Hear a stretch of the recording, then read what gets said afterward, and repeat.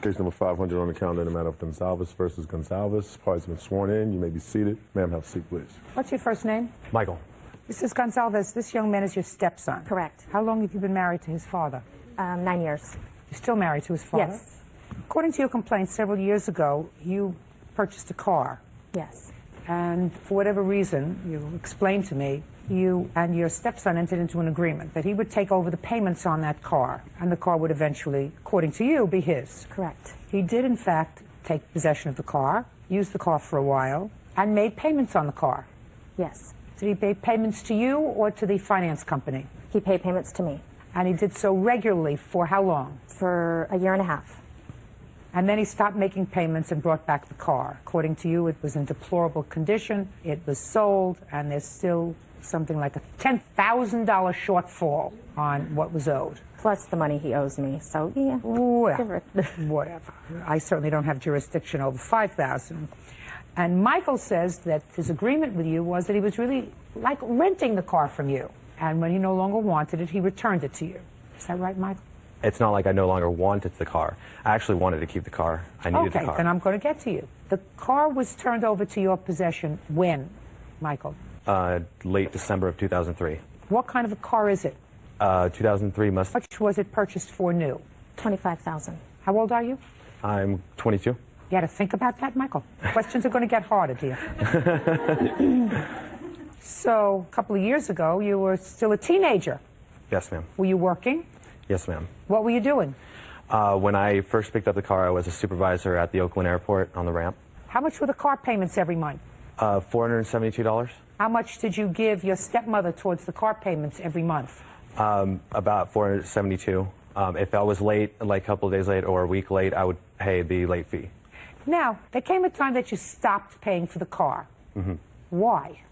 July of 2005, last year, I contacted my stepmother. I was late about a week and a half from the car payments. I lost my job, not the job that I was at the Oakland airport. I had another job with a temp agency.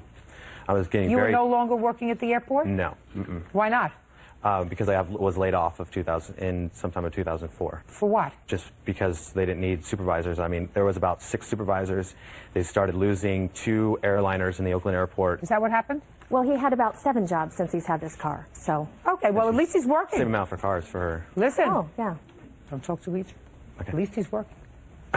He's not now. Okay. So you lost your job. Yes. Go ahead. Basically, in July, I had asked her, I was renting an apartment in Livermore, California, and also making a car payment, which was about $500 for the apartment, $500 for the car. And I wasn't able to make that unemployed. And I talked to her, and I said, what can I do here? My dad took the car without letting me even know, just basically put a key in the ignition and drove it off. Okay. You called her in July while you still had the car. Yes. And said what? Well, I said that it was going to be tough to make the car payment. I'll make it next week. The next week is when the car left my property, and I called her again. Did you make the car payment the following week? No. But she also didn't call me and say, your dad's coming to pick up the car today.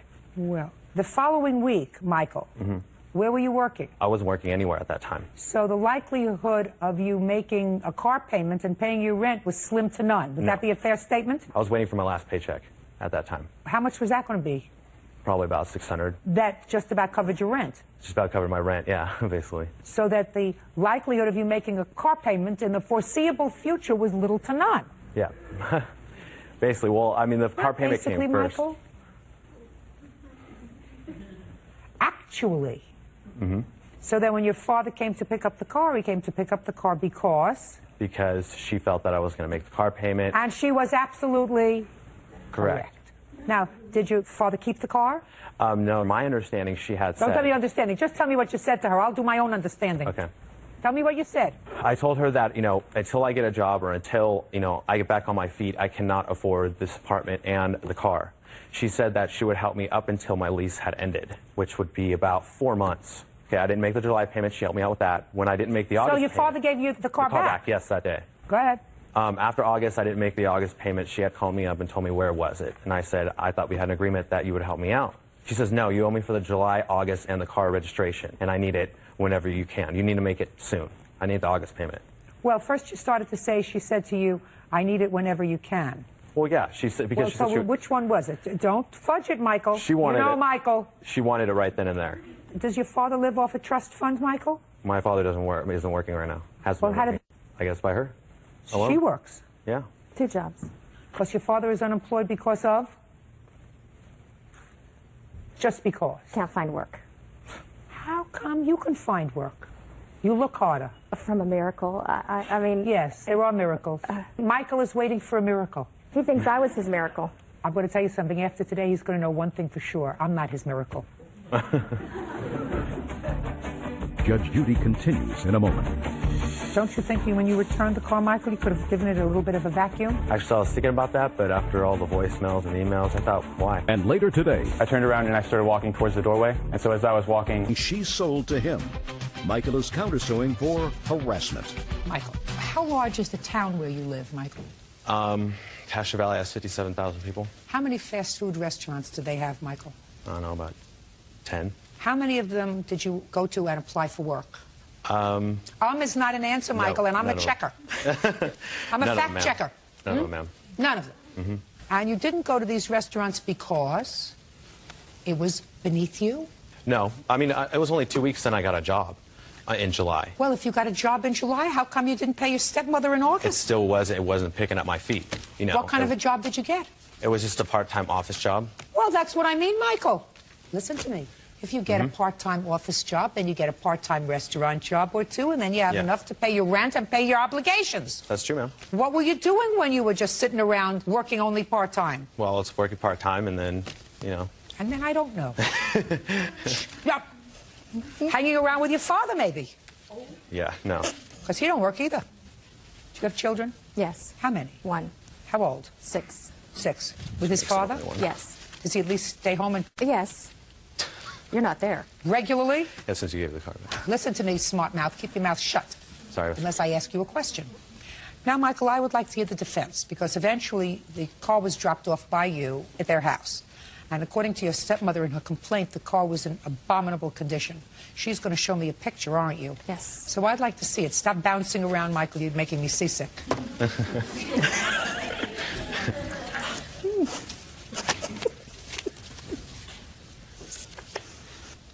Do you smoke, Michael? Yes. You're not a neat smoker, Michael. There are holes in the seats. Yeah, there was one hole in the seat. No, there's more than one hole in the seat, Michael. That was for my father, actually, when I drove him. Wonder where he gets money for smokes.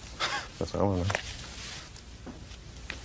Don't you think when you returned the car, Michael, you could have given it a little bit of a vacuum? Actually, I was thinking about that, but after all the voicemails and the emails, I thought, why? Well, because they were very nice to you.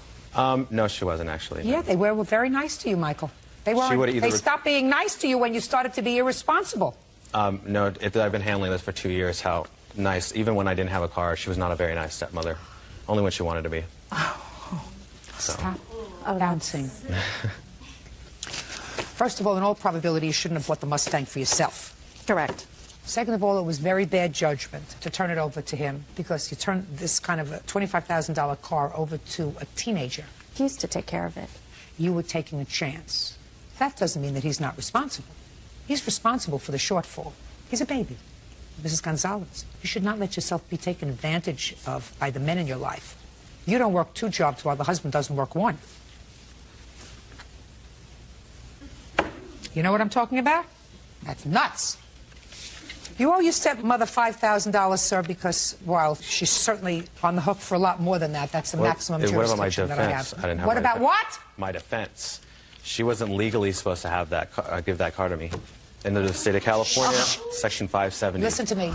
Listen to me. I want you to take out the code that you're referring to. I want you to rip it in 4 equal-sized pieces, and then I'll give you the recipe. You owe your stepmother $5,000 because you took possession of this car with a promise to pay for it. You did. I'm speaking. There's no you promise. did. There's no promise. It doesn't say I can't take that car back. Michael, listen to me very carefully.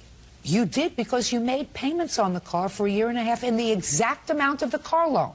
Not more, not less. Because according to you, if you were a little late with a payment, you would make up the late fee. Where's the credit? That didn't do anything Listen to me. Pay attention. I ask the questions, you answer the questions. I'm going to get to your counterclaim and take care of that in the next 30 seconds. You say that your stepmother harassed you Very much so. because she kept calling you and asking for the money. telling me my She dad was sending you emails. She was threatening you. Yes, she threatened me with my dad, her dad, and herself. Did she threaten to break your kneecaps? No, he just was going to come over and take care of me, and, you know, she thinks I'm scared of my dad, and she uses that over and over and over again. Michael, if that's the case, I would have vacuumed the car. Judgment for the plaintiff in the amount of $5,000. That's all.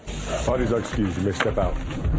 Step forward. James Heffernan is suing the mother of his son's schoolmate, Donna Kane, for the cost to fix his son's violin. James says Donna's daughter is to blame for the damage. Mr. Heffernan, this is your son, I assume, and it is your claim that the defendant's daughter was running down the hall, ran into your son, and damaged his very expensive violin. You want her to pay for fixing it and pay for depreciation of the violin. Ms. Kane says that it was actually your son who was running, ran into the defendant's daughter, and the violin was damaged. Neither of you were there. Is that right? That's right. Good. So you may both be seated, and I will see you. Your first name is? Joshua. And yours? Desiree. All right, Joshua. How long have you been playing the violin? I began in the 4th grade. You could put it down, please. Thank you. And the recital was at school, is that right? Yes. On what date? December 13th. How many times had you taken the violin to school? Oh, multiple times. I played with the school orchestra. So often?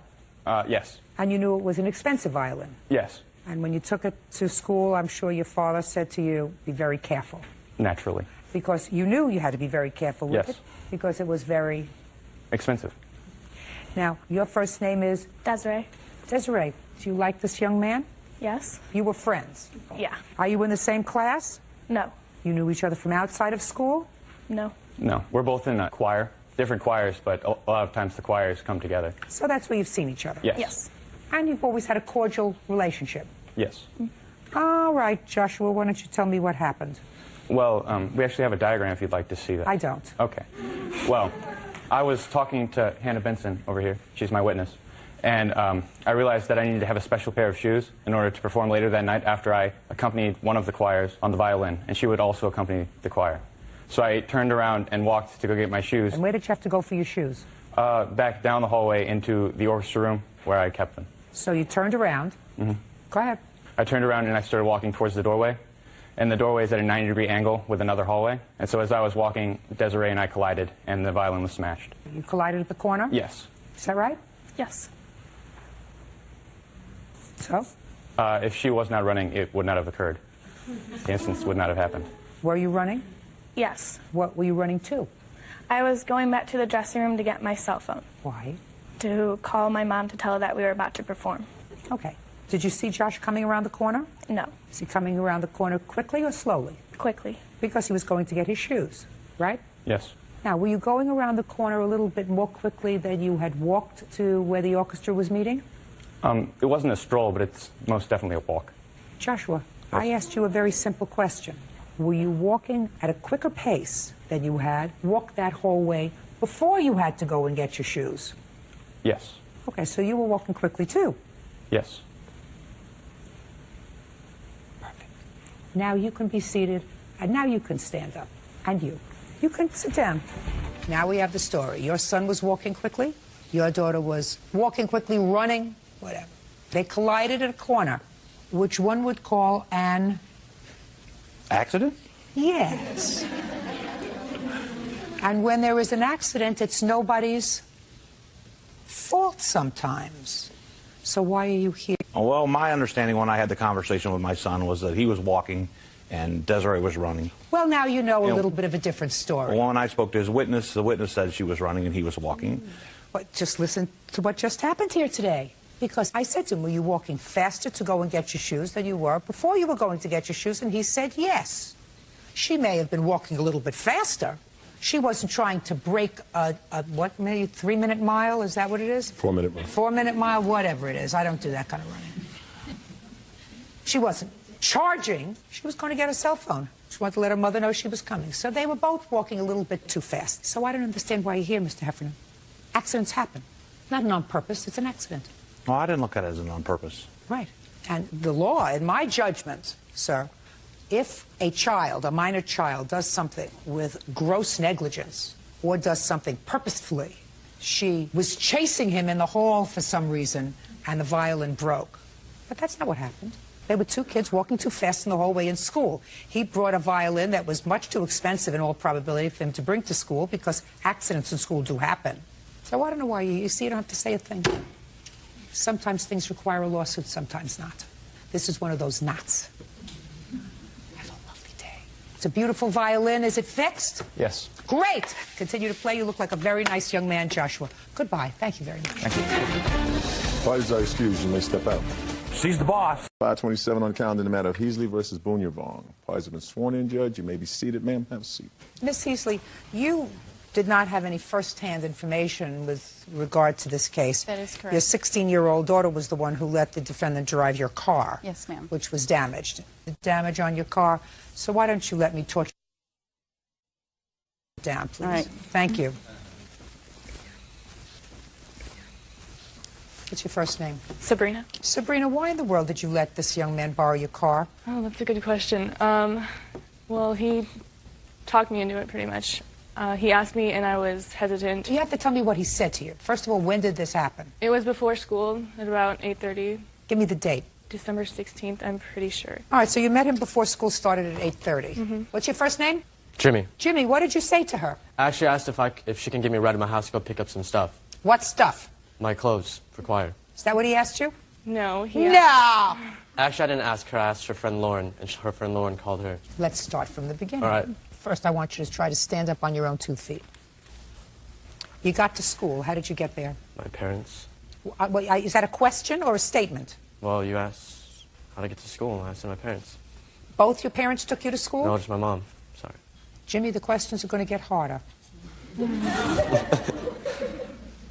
Who took you to school? My mom.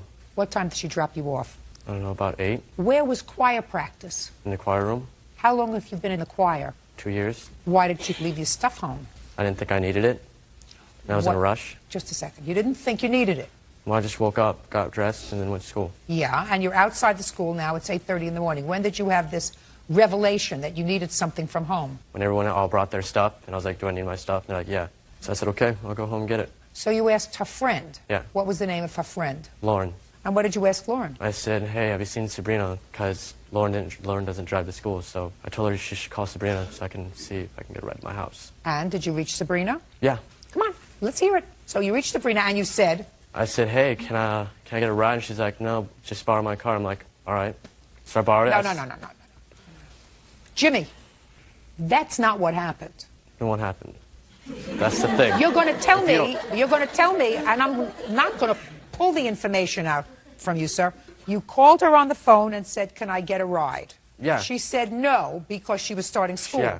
So what did you say to her then? I guess I said, can I borrow your car then? That's better. You see? It's like I had a camera there. She didn't say to you, just borrow my car. You said, well, can I borrow your car? And she asked you why? Yeah. Try yes. Yes. And what did you tell her? I said, so I can get my stuff at home. And she said? I don't remember. She just Well, said, then fine. maybe I know she she just said a minute. yes. So if you don't remember, now I'm going to go to Sabrina. My problem with you, Jimmy, is you remembered when you wrote down your answer that you swore to. Yeah.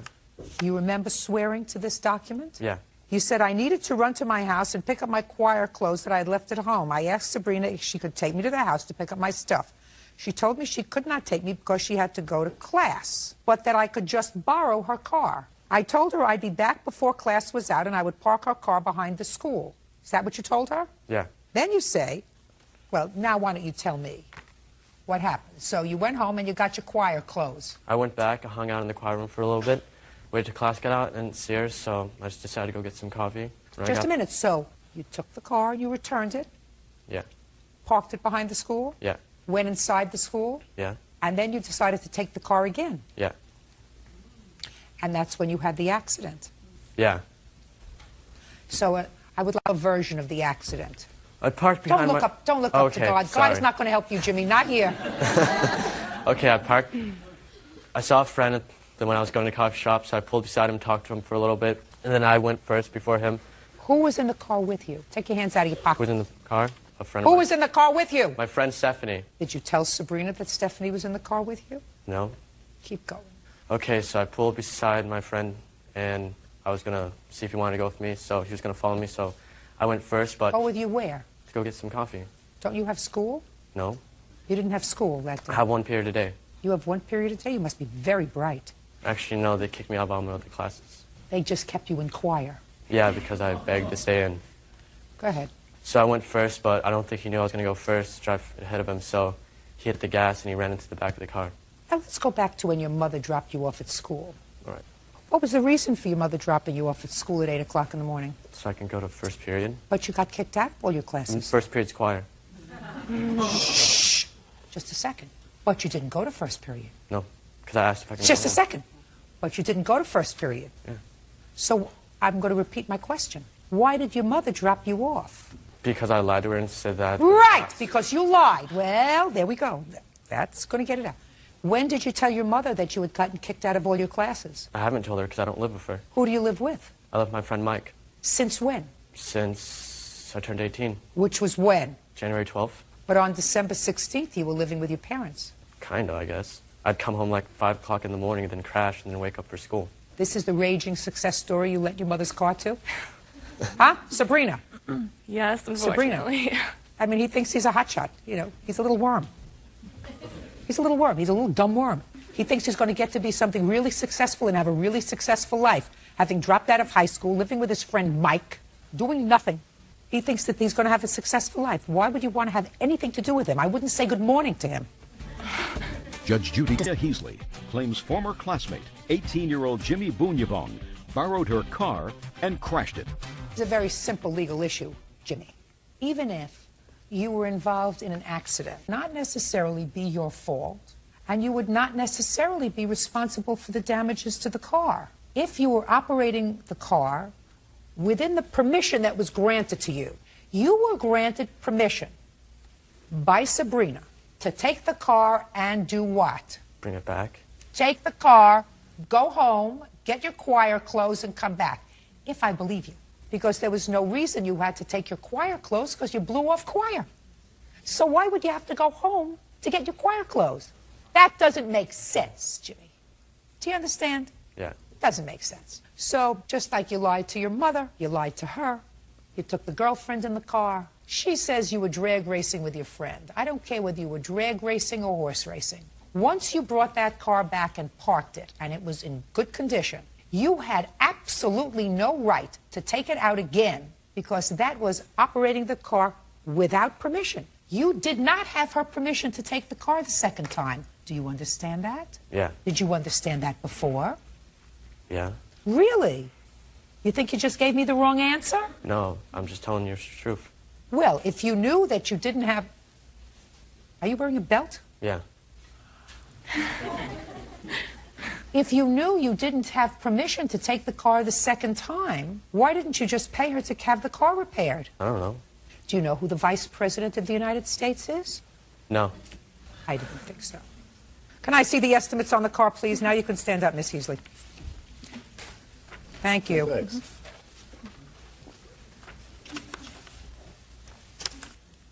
How are you supporting yourself now, Jimmy? I just skate and go to my friend's You house. skate. Yeah.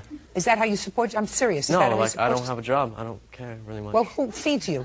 My roommate, What does he do for a living? he works at AIU. What is that? It's a online college. How old is he? He's 22. 20, no, 20. Sorry. I don't know how old my friends are. He's 20. And you just go sort of and feed off of him. Yeah. Is all this information that he's giving, or any part of it, accurate? Most of it. Are these the people that you hang around with? No, not anymore. If you take a whole bunch of good apples and you put in one rotten apple that's full of fungus, what do you think happens to the whole bunch of good apples? All the other ones are bad. Yeah. The bad one doesn't get good. The bad apple doesn't get healthy. It infects all the other ones that they touch. That's a very good life's lesson for you. Certain things don't repair themselves. Bad character doesn't repair itself. Sometimes if you're just young and immature, that, you grow up. He's not going to be that fortunate. Judgment for the plaintiff for the amount of $1,900. That's all. Step out. Parties are excused. You may step out. Can't trust everyone. Step forward, please. Veronica Benet is suing her sister, Valerie Benet, for reimbursement for counterfeit money orders and bank fees. Valerie says she was the victim of an internet con man. Don't look so serious. It's only money. And I'm going to resolve it for you. Okay? Yes. Miss Benet, this is your sister. What's your first name? Veronica. What's your first name? Valerie? Parents had a thing for V's, did they? maybe. Got a Victor in there? Some? Nope. Valerie, you met a bum on the internet. Yes, I did. Where was he from? He claimed he was from the United Kingdom. And you began an internet sort of relationship romance. And Yes, ma'am. then according to sister, and according to you, he sent you some money orders. Yes. Why did he send you the money orders? He had wanted me, he said he was moving back to the United States and wanted me to get a home for him and a vehicle and a few different things for him to come back and reside in the United States. Did he say he had ever been in the United States? He said he was from Texas and that he had been there and he's been gone for probably about 8 years. Did he say where he was going to work? He said he had owned his own business, he had stores and different things, and that he would need a vehicle and a place to reside so that he could open stores in the United States. Did you check on any of these things? No, ma'am, I didn't. So he sent you the money orders. How much in money orders did he send to you? It was $4,920, I believe. And what'd you do with them? I gave them to my sister and asked her to deposit them in her account because I had no bank account. What do you do for a living? I babysit. Is that how you support yourself? Yes. Why don't you have a bank account? Just moved back from Harrisburg and didn't get one. I'd only been at her house a couple months previous to that. So you gave the money orders to your sister, and what did you say to her? I said, could you deposit these and give me the money after they clear? And she did. Yes, ma'am, she did. Took them to your bank? Yes, I did. They accepted them, they put them in your account, and they gave you money, and then it turned out that these money orders were fake, Yes. counterfeit. You want your sister to reimburse you. Yes, I do. What'd you do with the $4,900? It wasn't 40, it was probably like 36. I had rented him a house, well, an apartment, and got a vehicle. And What do you mean you rented him in a house? Where? in the town that I live in. How did you rent him a house? Previous to that, we were talking on the internet, and he asked me to make a few phone calls, and I had found an apartment that I explained to the people that he was coming from the United Kingdom, and I looked at the So apartment. you put down a deposit? No, I paid for the whole apartment. I paid everything for it. What do you mean you paid for everything? When I received the money orders and as much as I could get, when I rented the apartment, I gave him the money and told him that we would want the apartment. How much did you give them? $1,300. Show me. I don't have proof of that. What do you mean you don't have proof? You must have a lease. I stayed there a month and a half and moved out. I didn't have a lease or anything. Nothing was signed. So you actually lived there? Yes. Oh. Now, what about this vehicle? I purchased a car for about $850, and with everything, with the insurance and everything, it was about $1,100. Who was driving the car? No one anymore. It was kind of a crappy car, so it just... But you were driving it? Yes, ma'am, I was. So you spent the money? Yes, ma'am. Well, why shouldn't you have to pay your sister back? I didn't send the money orders to myself. I don't... You spent it!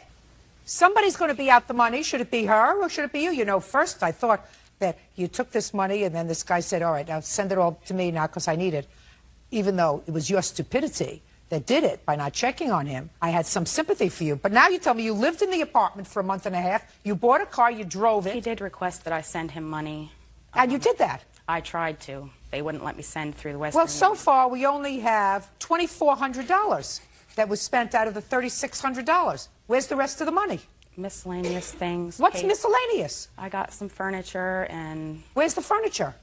At my house. Is there something wrong with you? I mean, is there really something wrong with you? No, ma'am. Well, there is. I don't understand why you're here. I don't understand why you don't take care of your responsibilities. All this money was used for your benefit, not for this internet person. Can I see statements from your bank with regard to the money orders? Just take it all. Is not an answer, Miss Bainey. You've been incarcerated. For 21 days. For what? Giving somebody a ride who had broken the law. Oh, you're a fast talker. That's not a crime. Giving somebody a ride who had broken the law is not a crime. Not anywhere in any penal section in this country. What were you convicted of? Receiving stolen property. That's more like it. She's a scam artist, your sister. No, ma'am, I'm She's not. a scam artist. I did her a favor. I asked her if these money orders were real, and I actually gave her $3,719, not $3,600, and plus $230 in bank fees from when they took the money back out of my account. You have the letter from the bank advising you that these money No, orders but were... they have it listed there on my bank thing that they were all returned, and I have a copy of the money orders themselves. Yeah, I'd like to see those. The first page is just from my bank, what I signed when I deposited them. I mean, I filed a police report and everything, and they just couldn't do anything about it because they call it a Nigerian scam. I'm not sure whether it's a Nigerian scam or a Valerie scam. When the bank told me that I was negative in my account, I did make her get back on the internet, and I honestly talked to this guy myself. And he said, oh, everything's fine, you know, and then he just disappeared. And his name was Alex. I don't care what his name was. Your sister used the proceeds of these fake money orders for her own benefit. No, Not it was for for her, what he no, had asked for her me. own benefit. She lived in the apartment. She drove the car. She used it for miscellaneous expenses. She used it to buy furniture that she's still using. She used the proceeds of this for her own benefit. I did what he asked me to do with the money. I don't care whether you say that you did what he asked. It was only used for your benefit. This wasn't a scam. It was her scam. No, it wasn't, ma'am. Yes, it is. Yes, it is. Yours. I read the papers, and I really thought that this...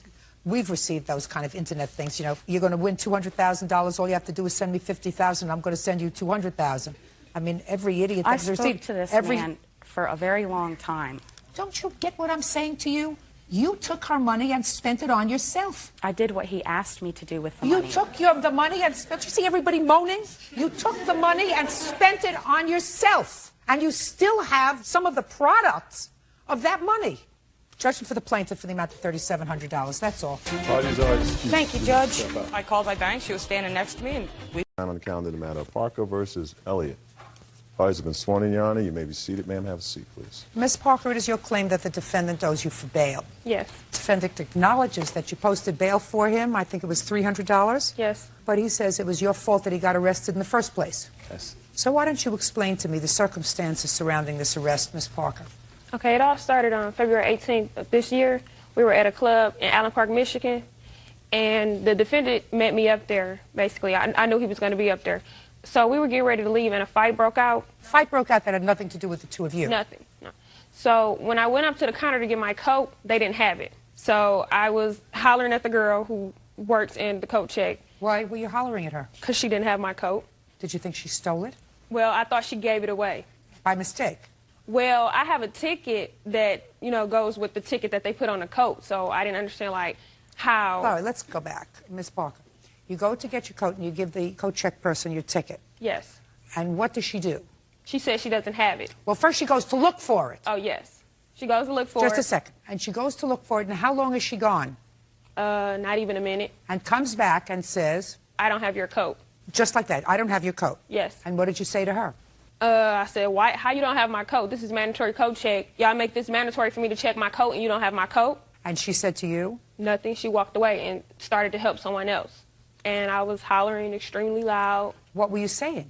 Why that y'all don't have my coat? You mean you were cursing? Yes. At her? Yes. So then what happened?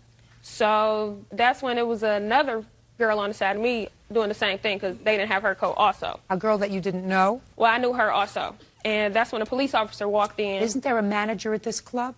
Well, he wasn't there at the time. Just answer my questions. Isn't there a manager at this club? Not that I know of. You mean the coat check girl manages the club?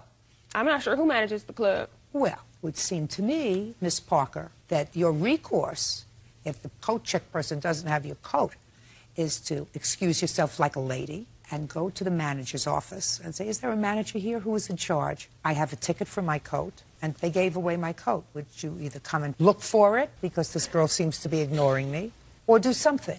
You chose not to do that. You chose to stand there and with at least one other person create a scene, right? Yes. Were you drunk? Yes. Oh, well, you left that out, but I'm glad you told me the truth. So you were drunk in creating a scene? Yes. All right, and where was Sir Lancelot while you were doing that? Well, I think it was like standing behind me somewhere. I'm not sure exactly where he was. Is that right, Mr. Elliott? No, I wasn't exactly behind her. Were you there in the area? I was there in the area. Can you describe to me her condition when she was screaming profanities at this She was heavily intoxicated. misfortunate woman behind the coat check? She was heavily intoxicated. Her and her friends that were being belligerent towards the coat check people, they were just out of control. I was trying to get them to calm down, and that didn't happen. How were you trying to? Doing them, just telling them to wait. You know, maybe they have a ticket. You know, at the end when everybody leave, you can talk to somebody and, you know, try to get your coat. But they weren't listening. Because they were? They were drunk. They were intoxicated. So then some police officers came in, is that right? Yes. Well, I wasn't there when the police officers came. I was talking to them, and a friend had recognized me from high school. So I went to go talk to her like 5 minutes, okay? So you left them screaming at the coat check? I just left them there. I would have too. Yeah, so I come back after 5 minutes of talking to her, Erica, Miss Parker, she's on the floor in handcuffs, okay? Her friend is behind the coat check counter fighting with the coat check people. You know, they got her all over the counter and everything, and, you know, it was crazy. Out of control. Out of control. So I go over to the coat check counter. I'm telling Marilyn, which is her friend, I'm saying, you know, calm down, Marilyn, it's going to be okay, you know. But she was just out of control. There wasn't nothing I can do. So she couldn't do anything because she was in restraint. She was on the floor. All she could do was talk, and she was just cussing and everything, you know. It wasn't nothing you could really say to her. So I tried to kneel down and talk to her. And a police officer was standing behind me and said, you can't talk to her. I said, just give me 1 minute. I just want to figure out where they're going. So he said, okay. I kneeled down and I talked to her, you know, as long as I could. Then all of a sudden, the police officer come over there to me and says, boom, slap me in handcuffs. You can talk to her all night now. And I go to jail. And I go to jail. They say on my ticket right here, interfering with police duty, you know. Well. What the police officer told me, the reason I was being arrested was because they was tired of Club Utopia, and I happened to be in the wrong place at the wrong time. That's what he told me blatantly in the car while I was going to jail. Yeah, well. There wasn't a criminal charge. He didn't tell me I was interfering or I was being disorderly, which I wasn't. I didn't cuss at the police officers. I didn't swear or anything. I just couldn't believe I was going to jail. Judge Judy continues in a moment. She was drunk, disorderly. Claims ex-boyfriend Omar Elliott owes for bail money. Omar says he was arrested because of Erica's conduct during a night of partying. Mr. Elliott, I agree with you, sir. But I don't agree with you that it's her fault you got arrested. It's your fault you got arrested. She was drunk, disorderly, laying on the floor in handcuffs, swearing, which is exactly where I would have left her. Her friend, the same place, and walked away with this other girl that you just met from high school. Well, they were my friends. I was kind of concerned about those. Well, then that's what happens. When you lay down and swill, sometimes you get dirty. Right. However, your friend's boyfriend came down and bailed all three of you out. Is that right? No, he didn't get out.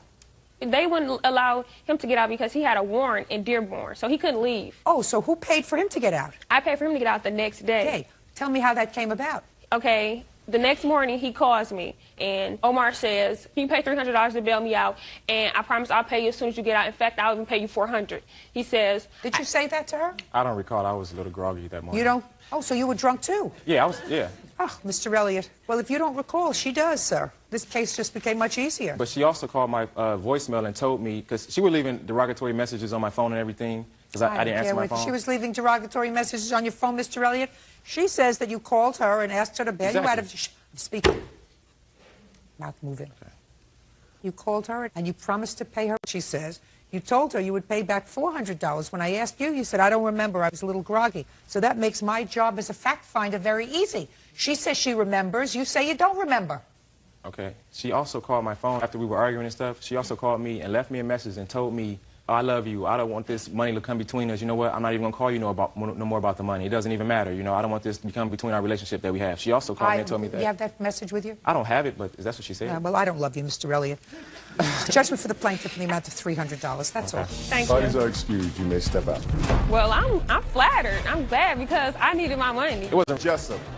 Step forward. 28-year-old Lisa Smith is suing her sister, Shannon Jessup, for a loan to buy a van and another loan to repair it. Ms. Smith, the defendant is your sister. You claim 2 loans to her. While your sister acknowledges that initially you made these 2 kind loans to her, one was for a used car and the other was to have the used car fixed up so that I guess she could get to and from work or wherever she had to go. She says that you reached an agreement, and the agreement was that you got some sort of a bonus when she was hired full-time at the place where you work. Yes. And that bonus exceeded the amount of the loan, and you agreed to cancel the loan because of the bonus. She said that the only reason you're coming after her for this money now is because the 2 of you had some sort of an argument and a falling out. Right? Okay. Tell me, in what month and year did you make these loans for the car and repairs? It was in September of 2004.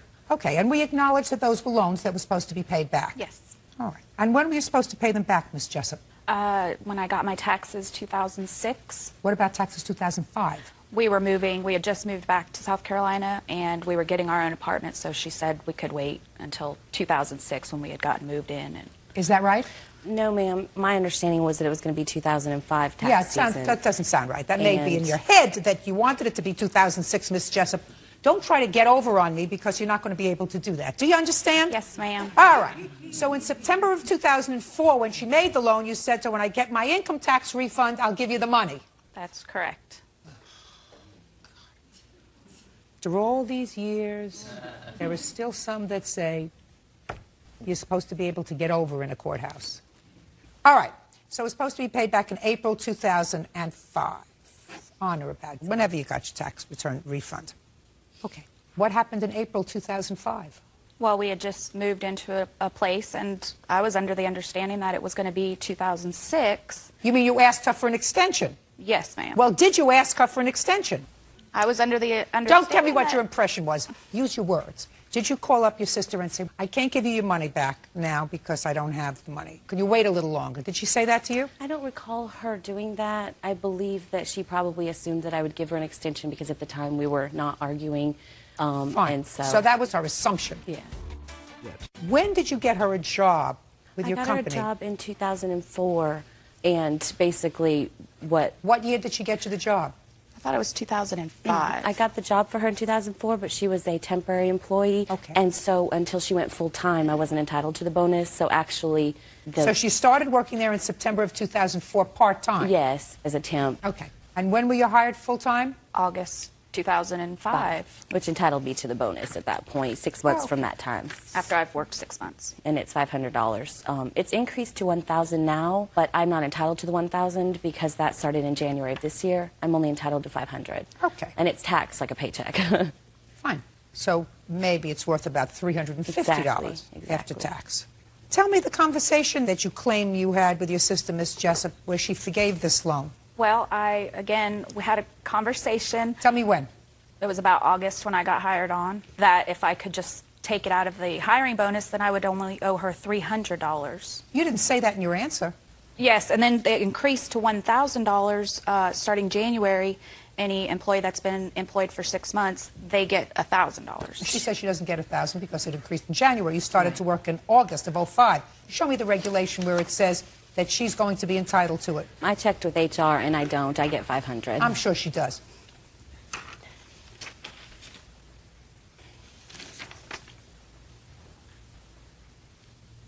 Well, it's very clear, Ms. Jessup. Don't you read?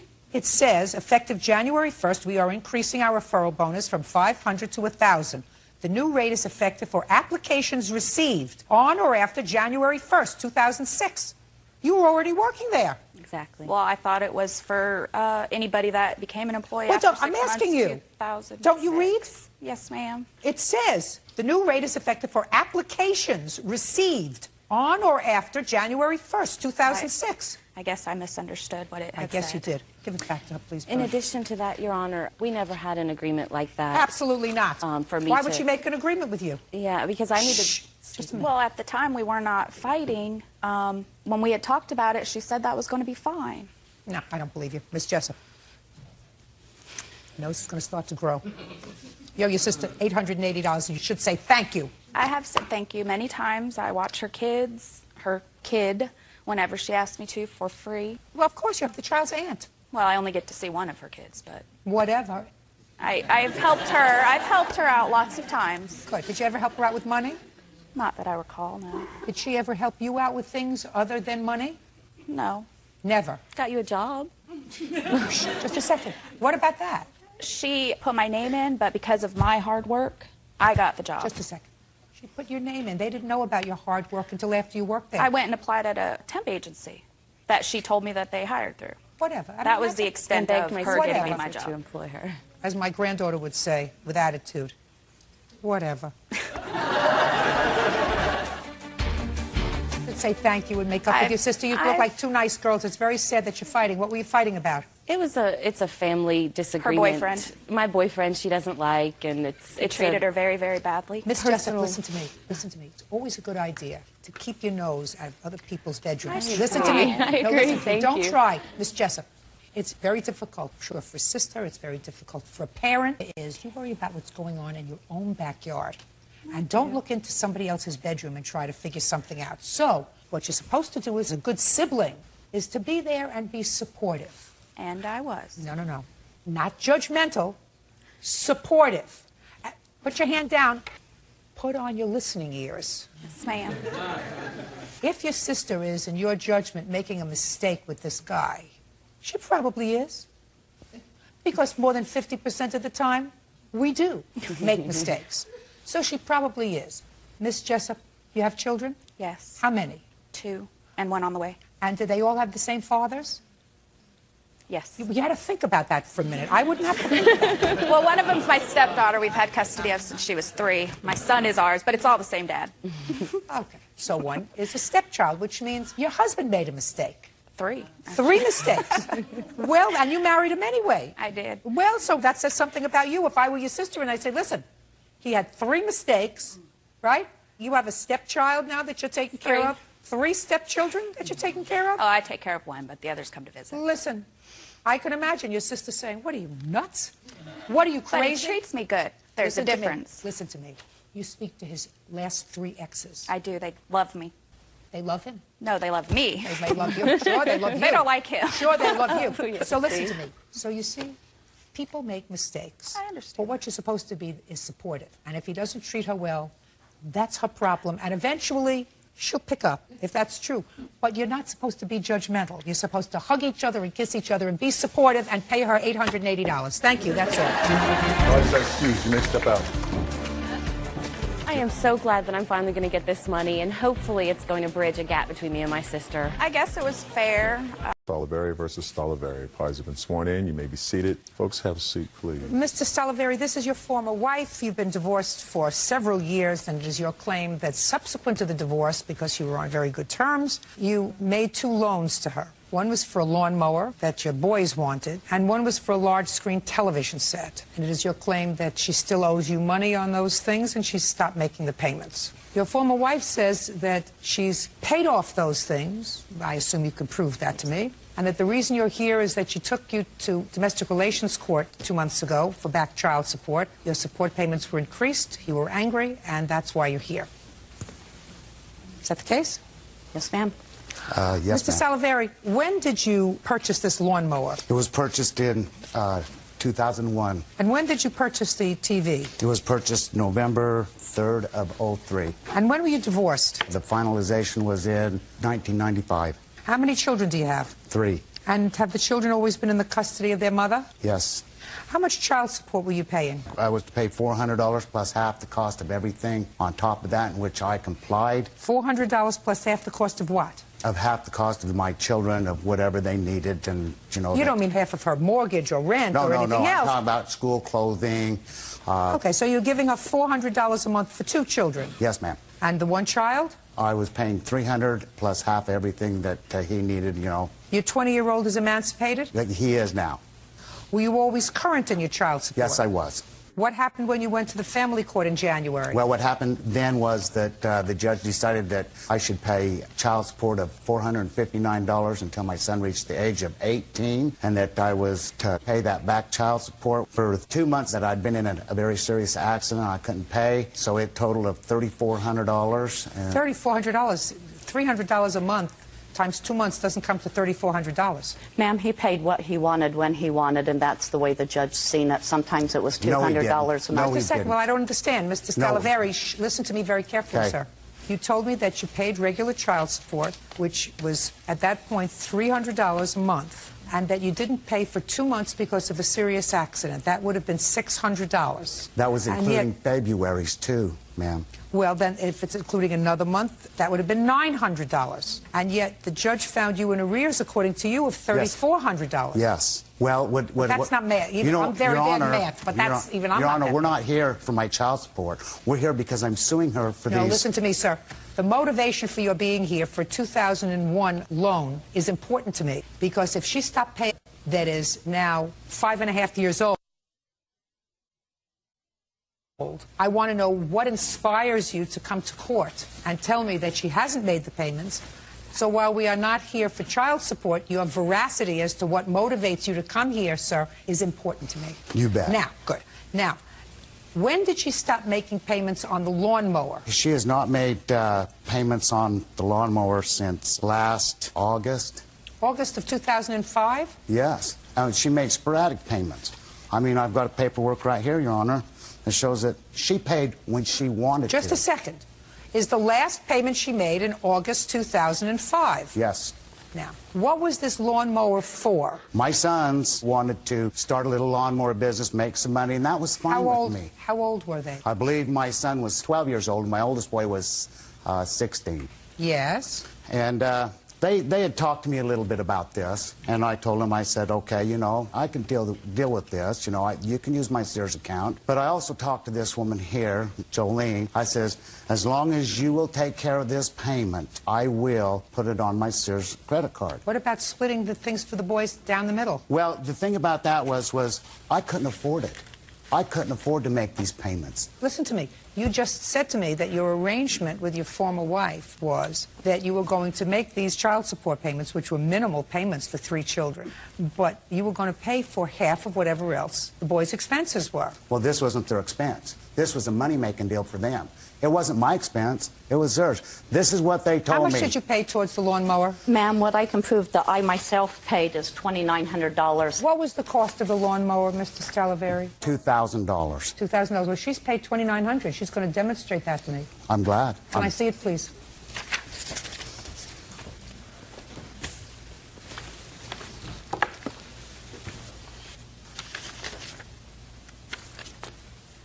Other than the Sears account that he has, do you have your own Sears account? No, I do not, ma'am. The front page shows his account number. $2,900, Mr. Stalaveri. No, $2,925, as a matter of fact. Do you want to see what I've got? Let's see what I've got, Your Honor. Sure. Okay, right here.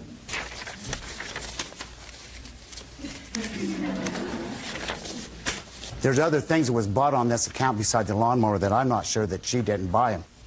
I got from my bank. I understand that, but I don't know whether these were your items or her items. She does not have a Sears account herself. The only Sears item that was being paid out of this account was the lawnmower. And she has bank withdrawals to your Sears account in the amount of $2,900. Well, if the lawnmower only cost $25, why'd she pay $400 more money? Sir, I mean, I'm not showing an account with an old... I'm speaking. If the lawnmower costs $2,500 and there are interest payments in addition... That's right. In addition thereto. That's right, Your Honor. There is. And there's late payments and... That may be. She's paid enough on the lawnmower for your children from 2001. What about the TV? Well, you know, I don't think this is going anywhere, Your Honor. I don't think so either, sir. Are you leaving? Judge Judy continues in a moment. You're a very angry man, and I suggest you get over being so angry. Ex-wife Jolene Stalaveri owes for a lawnmower and a big screen TV. Are you leaving? No, I want to go Then answer my question. What about the TV? Your Honor, in November 3rd of 03, she approached me again, and she wanted to buy a TV, and she'd made pretty good payments on the Sears account, and I looked at it until I found out that ruined my credit. So I said, okay. How much was the TV, sir? How much was the TV, is my question.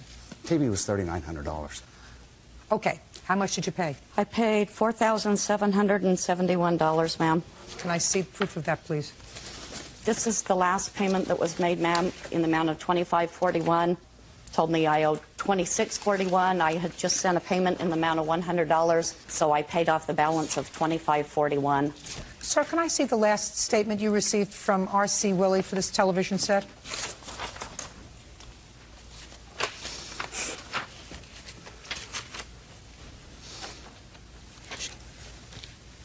This statement was as of 1/15/06, and there's a balance of $176.62. I have no idea what that's for, but I have her payment of $2,541 to them. What's going on here is they were going to repossess the TV because she hadn't made any payments, and she'd been late on several. Exactly 7 payments, actually 9 payments she was late on. Yes. Okay, well, what had happened was she had went in and charged a bunch of stuff on my R.C. Willey's account. Show me proof of that, sir. Okay. Just a second. Show me proof with her signature on it. Okay. Your Honor, would you help me with... Where is... Oh, this is the California account. Don't hear it. That was prior to the TV, ma'am. Just a second, please. How about the marble glasses and stuff? These were all picked up. This was April of 2004. That's right, Your Honor. Okay. I was in California at that time. That was with his approval, but no, it was not April of 2004. Okay. Well, it says the date was 4/9/04. That's the date on this thing, and he has Jolene's carpet. Your Honor, the Just address... a second. This is for $300. Okay. I have 2 bills here, paid and taken. May 2004 for $44, May of 2004 for $19, and a bean bag for $89. These are charges. Just a second. Did you purchase these things? With his acknowledgement, yes, ma'am. Just a second. I assume, sir, that you got bills from those things the next month when you received a bill, sometime in 2004. Yes. And I assume that if she did not have your permission to use that account, you would have stopped that account and said to them, I'm closing this account. No one other than me is allowed to use this account. Your Honor, I wasn't even home. I wasn't home. Who was taking care of your My bills, daughter sir? was. Well, that's your problem, sir. Mr. Silvestri, you're a very angry man, and I suggest you get over being so angry. Mr. Silvestri. Stollivari, ma'am. Stollivari. You made 3 children with this lady, and you're divorced a very long time. She raised them. I assume that you had input in your children's lives, aside from the fact that you tell me you went to California for a period of time. She raised your 3 children. And we're not talking about, as far as I can see, a lady who stiffed you by saying, I'm not going to pay for the lawnmower. I'm not going to pay for the TV. The kids watch the TV. It's a big television set. If you were a nice guy, you would pay for it. She went in and she paid for it. And if she bought $300 worth of carpeting 2.5 years ago, that's not something that you should be so exasperated about, with the exception of the fact that you just got hit with over $3,000 in back child support. That's your motivation for being here, and that's very unfortunate, sir, because they're your children. Your case is dismissed. That's all. Parties are excused. You may step out. Give me my paperwork. I want my paperwork. I respect Judge Judy's decision. My ex-husband has a lot of anger. And now the next case. All parties in the matter of Farron-Krug versus Johnson. Step forward. Teresa Farron-Krug is suing her foster daughter, 21-year-old Laura Johnson, for car repair costs and outstanding parking tickets. Laura says Teresa should be suing her brother, Ron. Miss Farron-Krug, you are a very nice lady. Thank you. Because according to the complaint that I read, the facts in this case are really not much in dispute. You took Miss Johnson into your home and became her guardian. Yes. She didn't have a family that could do that, and she was a teenager at the time. Yes. Was she a friend of one of your children? My daughter, yes. And she treated you very well? Yes, she did. And there came a time when you co-signed a loan for Miss Johnson for a car. Yes. Miss Johnson was working at the time? She had 2 jobs. She was very responsible. And it sounds to me as if she did responsible things. She made the payments on the car. Yes. For a substantial period of time. And then when she moved out, she called you and told you that she had turned the car over to her brother. Yes. Traded cars with him. I gather you weren't thrilled about that, but No. it was already done. Yes. While brother over here had the car, he got himself into an accident and got some parking tickets and did a whole bunch of other things. And you opened up an account for him so that he could have the car fixed. The tires and the rims. The tires and the rims or whatever. And then he stopped making payments on the car, and you contacted Miss Johnson. You said, you better come home and straighten out this thing with the car because he's not making payments. So she came home. And she took the car back from him, right? Yes, I did. And she caught up with the payments. Yes. So the payments aren't a problem. She now has the car. All the payments are caught up on. But he hasn't paid the bill for the tires and the rims and the parking tickets that you... And the repair bills. And Because the he left the repair car bills. at the dealer and never picked it up. Everything. And you want Miss Johnson to take care of that. She told me she would take care of everything, help me out and take care of what she could. Well, that's not a contract. But I have to talk to him. Get up. What's your name? Ron Johnson. Do you owe her money? Yeah. Why don't you pay her? We got into an argument. Some things, lines of communication fell through, and just didn't There's a happen. very easy line of communication. It's called the U.S. Postal Service. All you need is a stamp, and you can send a money order, you can send a check. Yeah. Where do you live now? In Auburn. What are you looking over there for? Oh, I'm sorry. What's your address? You want me to give my address on TV? Yes. Actually, I just moved to a new place. I don't actually know it. Where does your brother live, Miss Johnson? I just know he lives in Auburn, Washington. I don't know exactly where because he just moved and... Where does he work? He works for a construction... For whom? Place. Terry. His name is Terry. Terry what? I don't know the last name. You have a telephone number for him at work? No, I don't. You have a cell phone number for him? He doesn't have a cell phone. Well, how do you get in touch with him if you need a kidney? I just leave a message at the house he's staying at. And what's the telephone number? It's 07. And who does he live with? I believe one of his friends at their parents' house. What's the parent's name? Speak up, sir. Parent's name. I'll say you're talking to her. I'm renting a room from a lady. Give me their name. Shirley. I don't know her last name. You're being slick with me. What's your social security number? Take out your wallet. Take out your driver's license. Byrd, would you get his driver's license, please?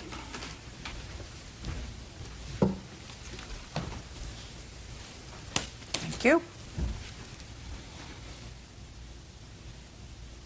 You want this back? Yeah. You tell me where you're living, because you have to notify the Department of Motor Vehicles when you've changed addresses. Where are you living now? In Auburn. With whom? With Shirley. I don't know her last name. I just met her. Well, and when moved you in. figure it out, sir, you can get your driver's license back. Do you understand? Yeah. You owe her some money, and she has to know where to serve you with papers, and she has to know where you work, so that if she gets a judgment against you, she can get a lien. Who do you work for? Terry. What's the name of the company? Construction. Are you paid in check or cash? Check. Where do you do your banking? Is not an answer. Oh, I'm sorry. Bank of America. What branch? I'm getting all the information for you. Well, my concern is that Laura told me she would make all the payments on the repairs and everything No, before she I even didn't. let her. No, she didn't. What she said to you was she would pay what she could, and she's not responsible for it. He is. You made an agreement with him, not with her.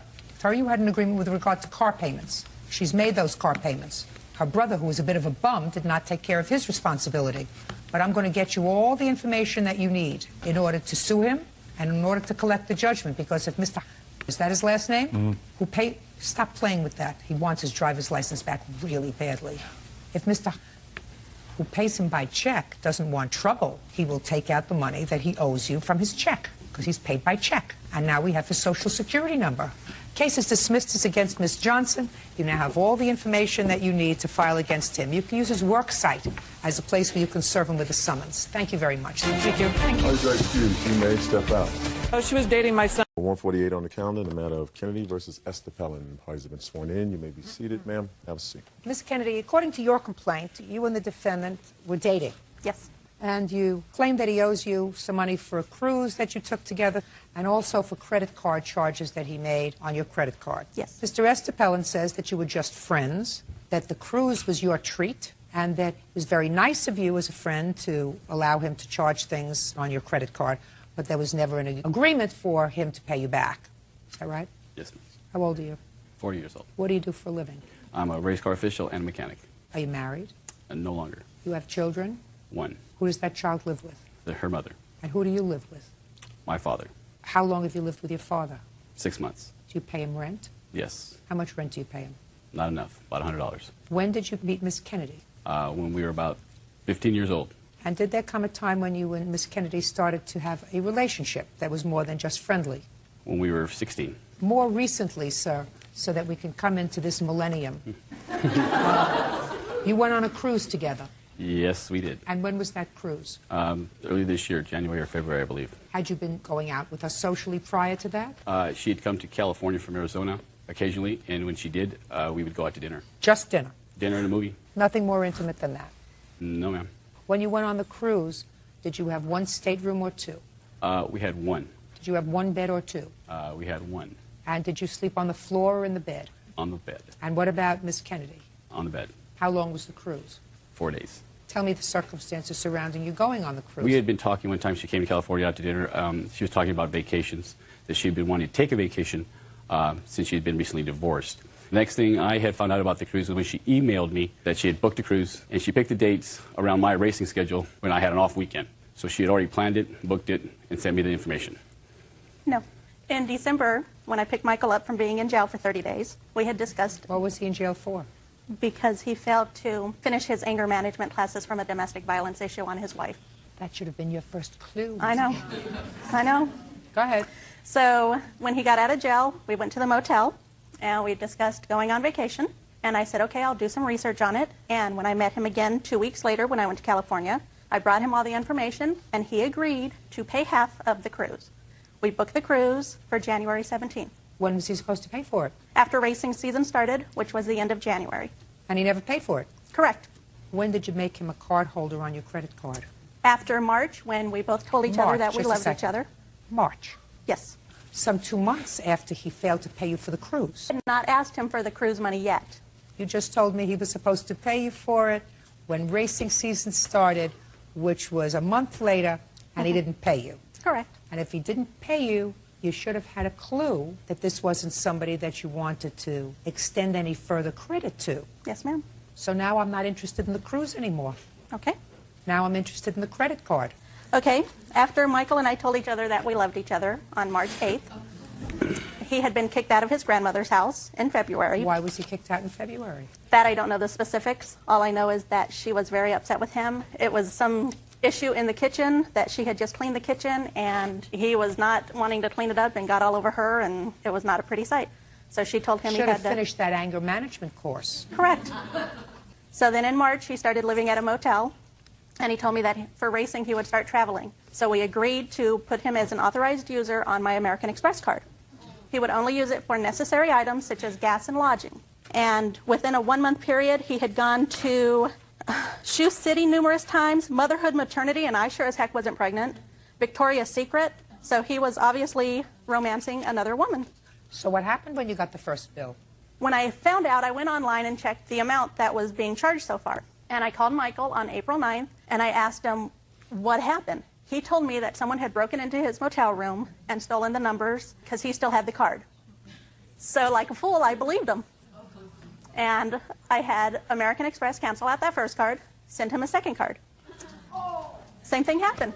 Room was miraculously broken again, and more charges started happening. So by the time the third card got to him, American Express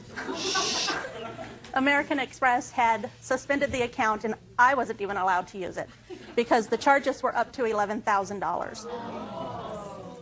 Michael told me, just dispute all the charges. And I told him, I can't dispute the charges if they're legitimate charges. Well, she had told me that she was going to give me a card to help me on the road, and that's what I had used it for. And yes, I had charged it, and yes, I did go to Victoria's Secrets because by that time I had met somebody else who I did like, and was planning to have a future with. I had told her that the whole time that we were, friends, and that we were always just friends. Listen to me. Yes, ma'am. Let's get back to the credit card, sir. So what you're telling me is that when she questioned you about these charges, you told her that somebody had used the card in an unauthorized fashion initially. No, ma'am. What I said is that she Look told at me. Yes, she told me. No, here. I am here. She told me that there's numerous charges on him, and she says, "Well, how could there be that many charges?" I said, "I have no idea. Maybe the only way is if somebody got the numbers from my card. That'd be the only other way that could happen." You're a dishonest man. I don't believe so, ma'am. You are a thoroughly and totally dishonest man. Because if you had said to Miss Kennedy the first time around, you got me. I charged things because I originally said I was just going to charge things on the road, which is what you told me. Eventually, I'm speaking. Yes, ma'am. You said I'm going to charge things on the road, motel, meals, that sort of thing. And then you chose, because you met somebody else, to charge things on the credit card that she questioned. And you knew that if you said to her, I met somebody else, and yes, I did charge some things for that other person, she would have canceled the card. You chose not to do that. And after you got the second card, you charged things for your new girlfriend. So when I say to you that you are a dishonest person, I know from whence I speak. You are a dishonest and dishonorable person. Judge Judy continues in a moment. He's a hustler. Her ex-boyfriend, Michael Estepellin, made unauthorized charges on her credit card. Sharon claims Michael lied about the card getting stolen. What were the costs that he put on your credit card? The charges that I did not dispute in a 30-day period was $3,675.84. Can I see those, please? The highlight ones on the copy are the ones that we did not dispute. And I also have a copy... You did not dispute them because he made them. Correct. I have a copy of the cell phone bill that we also went on the family plan with. Shh, I don't care about the cell phone. He's a hustler. Yes. Charge him for the plaintiff for the amount of $3,600. That's all. Parties are excused. You may step out.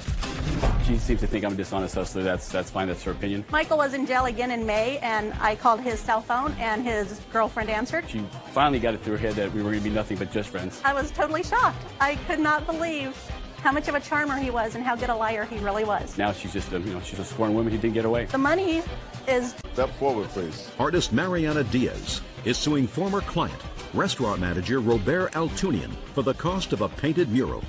Mariana says Robert never paid for her work. Ms. Diaz, you claim that the defendant owes you for a mural that you painted for his restaurant. And Mr. Altunia says that he didn't like the result, so he's not paying for it. Right. When did you hire Ms. Diaz? Exact date, I don't really remember. Month. Because maybe November or October. When did he hire you? On November 5th. And what was your agreement with her, Mr. Altunia? Actually, I was trying to find a mural person. Listen to me. What was my I had a agreement with her? $3,000. Okay, you were going to pay her $3,000 Yes, for the ma'am. mural. And how long did she work on the mural? Almost 6 weeks. And you didn't like the result? Yes. Do you have a photograph of the mural that you completed? Yes. I'd like to see it, please.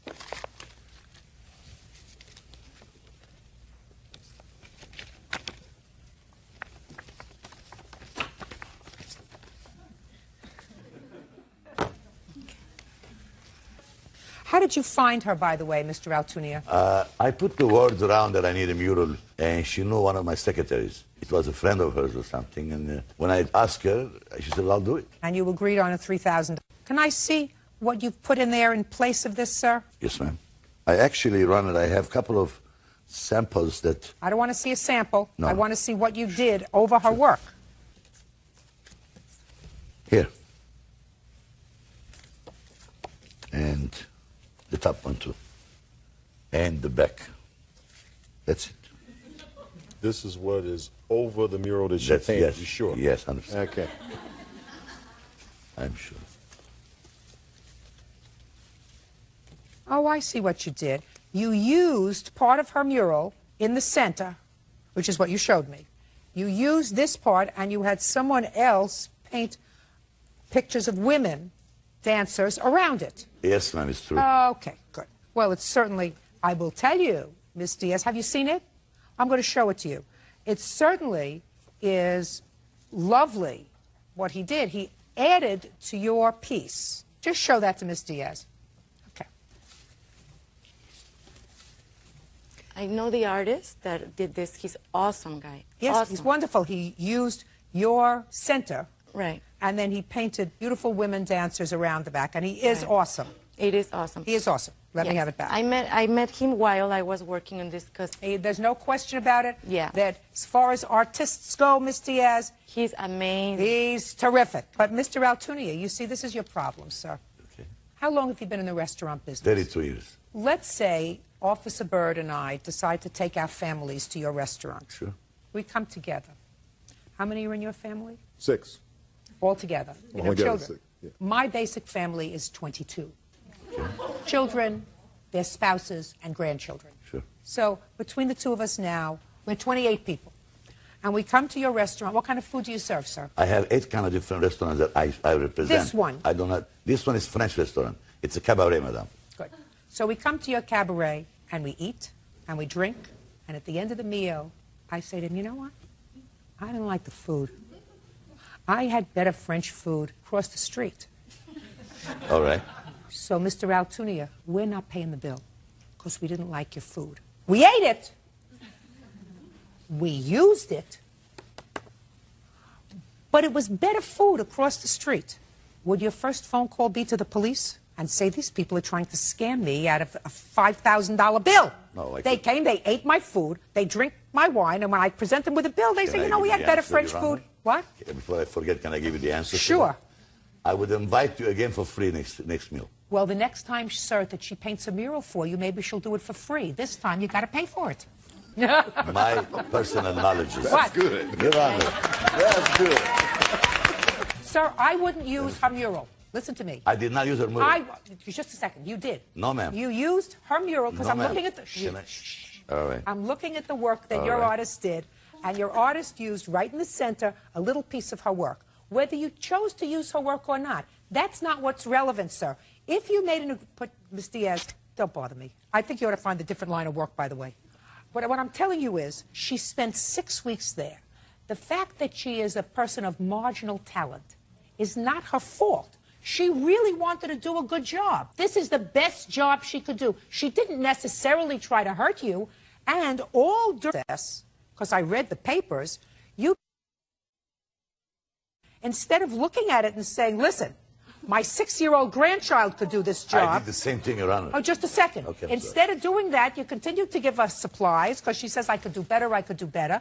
And I would have said, listen, let's stop right here. I see after 2 weeks this is not working out. I'm going to give you $1,000. I'm going to hire somebody else. But you, Mr. Altunia, said to her, fine. Here's the money. go continue to work. Not the right thing to do, sir. You made a mistake. Can I answer again, Ilhan? Sure. All right. When somebody starts, she's a nice girl. When somebody starts, and a friend of my secretary too, she was very nice, and she's very kind. Believe me, she did her best. I seen her go from books to bookstores. I seen her bringing so many pictures. I seen her sleep there sometime. I was wrong by hiring for such cheap price and expecting the most. Mr. Altunia. Yeah. That's where you're mistaken. That's right. I think that's your mistake. You've been in business 33 years. You get what you pay for. And the artist who ultimately did this, clearly, if they Your Honor, charge please do me a favor. I got to tell you this. I want to show it to you I want to what she did. express something. Yeah, go ahead. Go ahead. First of all, I mean, I'm not going to discuss art, and here is just my time that I put into that thing. Does it sound as if you're not going to win this case? No, and also, I mean, just defending a little bit my art. This thing we agreed before I started that I was going to do over the stage, because that was the stage. Your Honor, excuse me. And I did it in God leave. So Miss I mean, Diaz, listen to me, sweetheart. Right. He's got to pay you the $3,000. Put it down. He's got to pay you the $3,000 because that was your Your Honor, agreement. one more second, please. Yes. I told her to put a Moulin Rouge. Yeah, Moulin Rouge is a very it's a famous windmill. restaurant. Moulin Rouge is a beautiful place in Paris. Yeah. I met better over here. I had a lot of money available to give anything she wanted. I have $1 million location. Listen to me. I have now picture. I told her to make one Moulin, the windmill. That's how she finished it. And I had to work in the top of Moulin Rouge. No. Please look at it. I did the Moulin Look since the beginning. It was I want to do Moulin. amazing. It's amazing. That, and You're going to win anyway. Please don't. You won already. Why are you fighting for? Mr. Altunia, what I'm telling you is you're a businessman. You've been a businessman for 33 years, according to you, in the restaurant business. You made an agreement with her.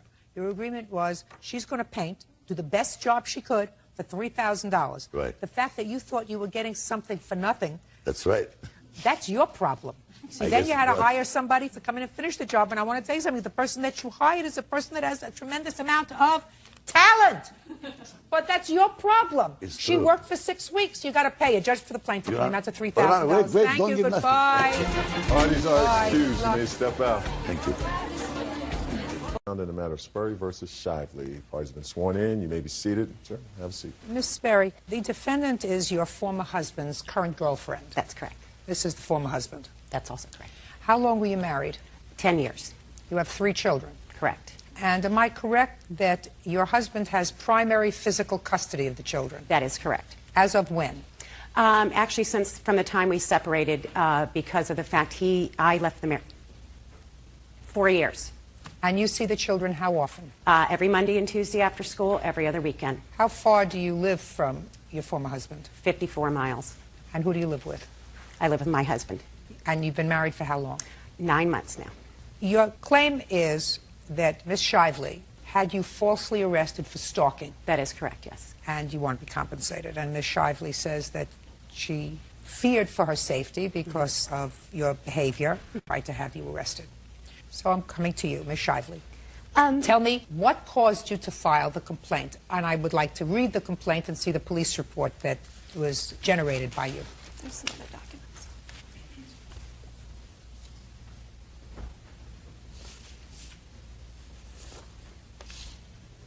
Okay, go ahead. Okay. On May 19th, Miss Sperry, that was the first contact I had with her, and it wasn't really contact. I noticed her following us. We were picking up some leaves. A neighbor had cut his trees down so we could see to drive around the corner. So we were out putting those into the truck to take them to the dump. And Miss Sperry kept driving back and forth. This was on a Thursday. It was not her day with the kids. May 19th. May 19th. Right. On May 19th, 10 a.m., I left my home to go to a doctor's appointment at where I have been going to the doctor for about the past 10 years. I arrived at 10 minutes after 11, saw the doctor, got the prescription filled, drove down 2 main roads in the neighborhood to go to the back side of it, where it's a large neighborhood, but it's got very main roads that people use all the time.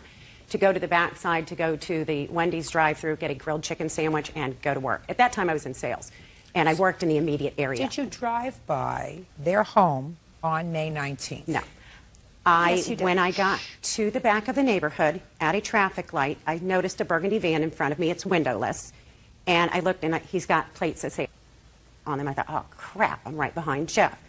I couldn't see in that van. There is not a single window on it. Just a second. So what you're saying is you live about an hour away, and on May 19th you were in the vicinity of their home. Okay, next. But she had driven by 6 times before she was behind us in the burgundy van. I got it. Okay. Keep going. What's Okay. next? There were several other incidences. There was a June 7th incident. I had been taking her daughter, Allison, who's 11, to my tanning salon, not to tan, but she has some scars on her legs, and there's a spray type of tan you can use, and it covered them a little, so she was a little more confident. I never asked Beth. Jeff had given me permission to take her there, and Beth had gone into the salon, raised a scene. When I went in the next time, the ladies told me about it. I felt terrible, that I felt like I stepped on her toes, so I called her. And I said, listen, we need to talk. I didn't mean to do anything against you. I was just trying to help Allison, and is there a way we can do this together? And we met in a parking lot. I gave her my cell phone number at that time because her and her ex-husband don't get along at all, thinking that perhaps I could keep them from fighting in front of the kids, arguing back and forth, because I care about the kids. It started out, she would call asking for little things like to help with the kids, and that was fine, but then it turned into Bass Jeff sessions. How bad he is, how he's going to beat me in 2 years, how he's charming at first, but he beats women, and I didn't want to listen to that anymore. And I told her to stop contacting me. There became an incident. Okay. Now let's go back to the incidents at the tanning salon. What happened at the tanning salon? On the weekend prior to June 7th, my daughter happened to mention that she'd gone to the tanning salon with Wendy, and I said, oh, and I knew she was self-conscious of the scars. I understood completely. But I didn't really know who signed the paper, and in my mind, I didn't mind that she went. It wasn't a problem, so I did go by the tanning salon. I said, why? Just to see who signed the paper. I was just curious. It did have her signature, and I said, you know, she's really not her parent or guardian. She really shouldn't have signed that. So I signed one. I filled out consent forms for both of my daughters. I didn't object. I thought it was very nice that their father had met somebody finally after 3.5 years, and the girls spoke very nicely about Ms. Shively. I was thrilled that, you know, they had somebody to enjoy their time with as well. That's very nice, but then I don't understand why you were curious to see who had signed the consent form. Then I don't understand why you were curious enough to make a trip to the tanning salon to see who had signed the consent form, if it was a good thing. If their father has primary physical custody of the children, so certainly he can consent. Oh, certainly. And he can delegate someone else to consent. So I don't see, despite the fact that what you're saying now is all peaches and cream and all light and fluff, why you would go to the tanning salon and say, no, I'm going to sign a consent form. I just, as a parent, just offered it because, again, I didn't want it to come back. But at the same time, It was I did. stupid. Yeah, it was. And again, I was only, you know, I was on my way to pick up my You were children. tweaked. You were tweaked and peaked. Judge Judy continues in a moment. She's had the same boyfriend. Her ex-husband's girlfriend, Wendy Sheindlin, had her falsely arrested for stalking. Wendy says she had no other choice. Did your husband receive custody of these children with your consent, or was it a court order? No, it was with consent because he is the only one who lived in the school district. I lived 3 miles away, and we did not want them to be moved. So, no, back in May of '03, we consented that he would have primary physical for school enrollment purposes. So when you moved an hour away, you made no request to have the children move with you? No, I have not. Not at this point. I have. Stand up a second. I have a couple of questions. Okay. Mr. Corey, am I correct that there has been no request by your former wife to change the custody arrangement? She's tried in a roundabout way of doing it. How? Before Father's Day this year, that's one of the things that Wendy had a problem with her. She basically filled out some... Okay, then we'll let Wendy tell me. Why don't you sit down? What happened on Father's Day? Prior to Father's Day at my apartment, she called me and told me she had just dropped off her kids. I never gave her my address, mind you. She had just dropped off her kids. How did you get her address? I did not have her address. I just knew that she lived in an apartment complex on the back side of the neighborhood. How did you know that? My children talked to me, and the only thing is they said, Wendy lives where Dad used to live. And I said, where? And they said the apartments. And I said, oh. He had moved out to the apartment complex 4 years prior, and that's all I knew. When she called and said she was coming over to bring something, I said, okay, I'll meet you. I didn't want her in my apartment because I was there by myself. So I asked her to meet me in front of the leasing office, well-lit public place. She supposedly had some document that changed the whole custody agreement between the two of them to a 50-50 arrangement. But she didn't give me that document. That's what she was bringing for me to take to Jeff to try to convince him to sign. Do you have a copy of that document? She does. I have it here. Can I This see is it, the please? actual printed copy. And I wasn't trying to change anything. The only thing I was interested in doing was starting the weekend of Father's Day, which happened to fall on my weekend. He could actually have the children that weekend, and we would alternate from there. What's the support order in this case? The child support order from May 2003. That's never been. In what amount? $473 a month. Are you paying that? It's not for me to pay. It's for him to pay me. Back when we separated, when we had 50-50, he made 3 times the money I made. So for a year and a half, when we Just a second. I'm talking about right now. Right now, there is no order in place for me to pay him. Since I have the children half of the week, and then on the weekends. You don't have the children half the week. You don't have the children half the week. I carry their health insurance, and again, he makes 3 times the money I make. So I don't care. There has not been a change with regard to that. Well, there should be, sir. I know there should. Okay. Well, what is the September 2000, October 2004 order with regard to visitation? I have those. Well, I want to see it because that's what the court's Well, affirming. Yeah, we basically went to court 5 times. I want to see the last order. Do you have it, sir? No, I don't, but I think I could shed some light on this Please, for you. stand up, because that's what I want to see. This last order here merely says that the order of October 22nd is modified to provide for overnight visitation, alternate weekends, Friday to Sunday. What you gave to her contains 7 things, including holidays, major parts of the summer, etc. Now, you want to shed light? I'm more than happy to hear you. This is what happened. We basically had 50-50 custody with our kids.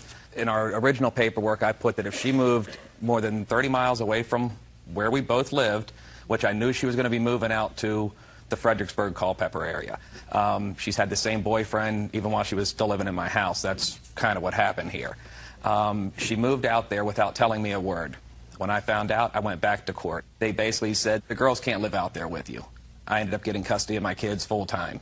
And basically what she has now is she'll pick them up from me, drive them around in circles till she brings them back at 7 o'clock at night. It's a total fiasco. My kids are getting dropped off who knows where, and she doesn't even spend the time she has with them. That's a serious problem. They are 12, 11, and 7. My daughters are preteen, and they think they're going on 20. It's a problem. Their problem with me is I have rules. When they're with their mother, nobody's around to see if they're weighing the rules or not. You know, basically, Wendy is the best thing that ever happened to me and my daughters, and I just think she's jealous. All I want is to be left alone. I never wanted child support from her. Okay, and well, I you can't be even left do that. alone, sir, because you picked this lady to be the mother of your children. I understand And she's that. going to be the mother of your children forever. But should I be penalized for being stupid at 24? Well, For the rest of my life? Listen, should your children be penalized? Absolutely not. That's what I'm saying to you, sir. They have a mother. And for better, it's not a good thing for them not to feel loved and supported by both parents. Now, children, in situations like this, where you live far away from each other and have to live with one parent or another, they're living with you. That's they're happy great. doing it. That's great. And I can understand her perspective of she would like to have her children with her. She made her choices 4 years ago, and unfortunately, now she would like to have her choice and the children too. That's not going to happen. Do you understand that? Oh, I understand. Good. You can't have your choice, your heart, and your children. You left. That's it. That doesn't mean that she's going to leave you alone. She's not going to leave you alone, because that's what happens. She's not smart enough to leave you alone. She's not smart enough to say, this is it, this is the story, and she will continue to fight you for your children. Children will get older. You'll make a rule for your 15-year-old. You won't like a boyfriend. She'll say, I'm going to mommy. Get over it. It's going to happen. That's what happens when people get divorced. Now you can sit down.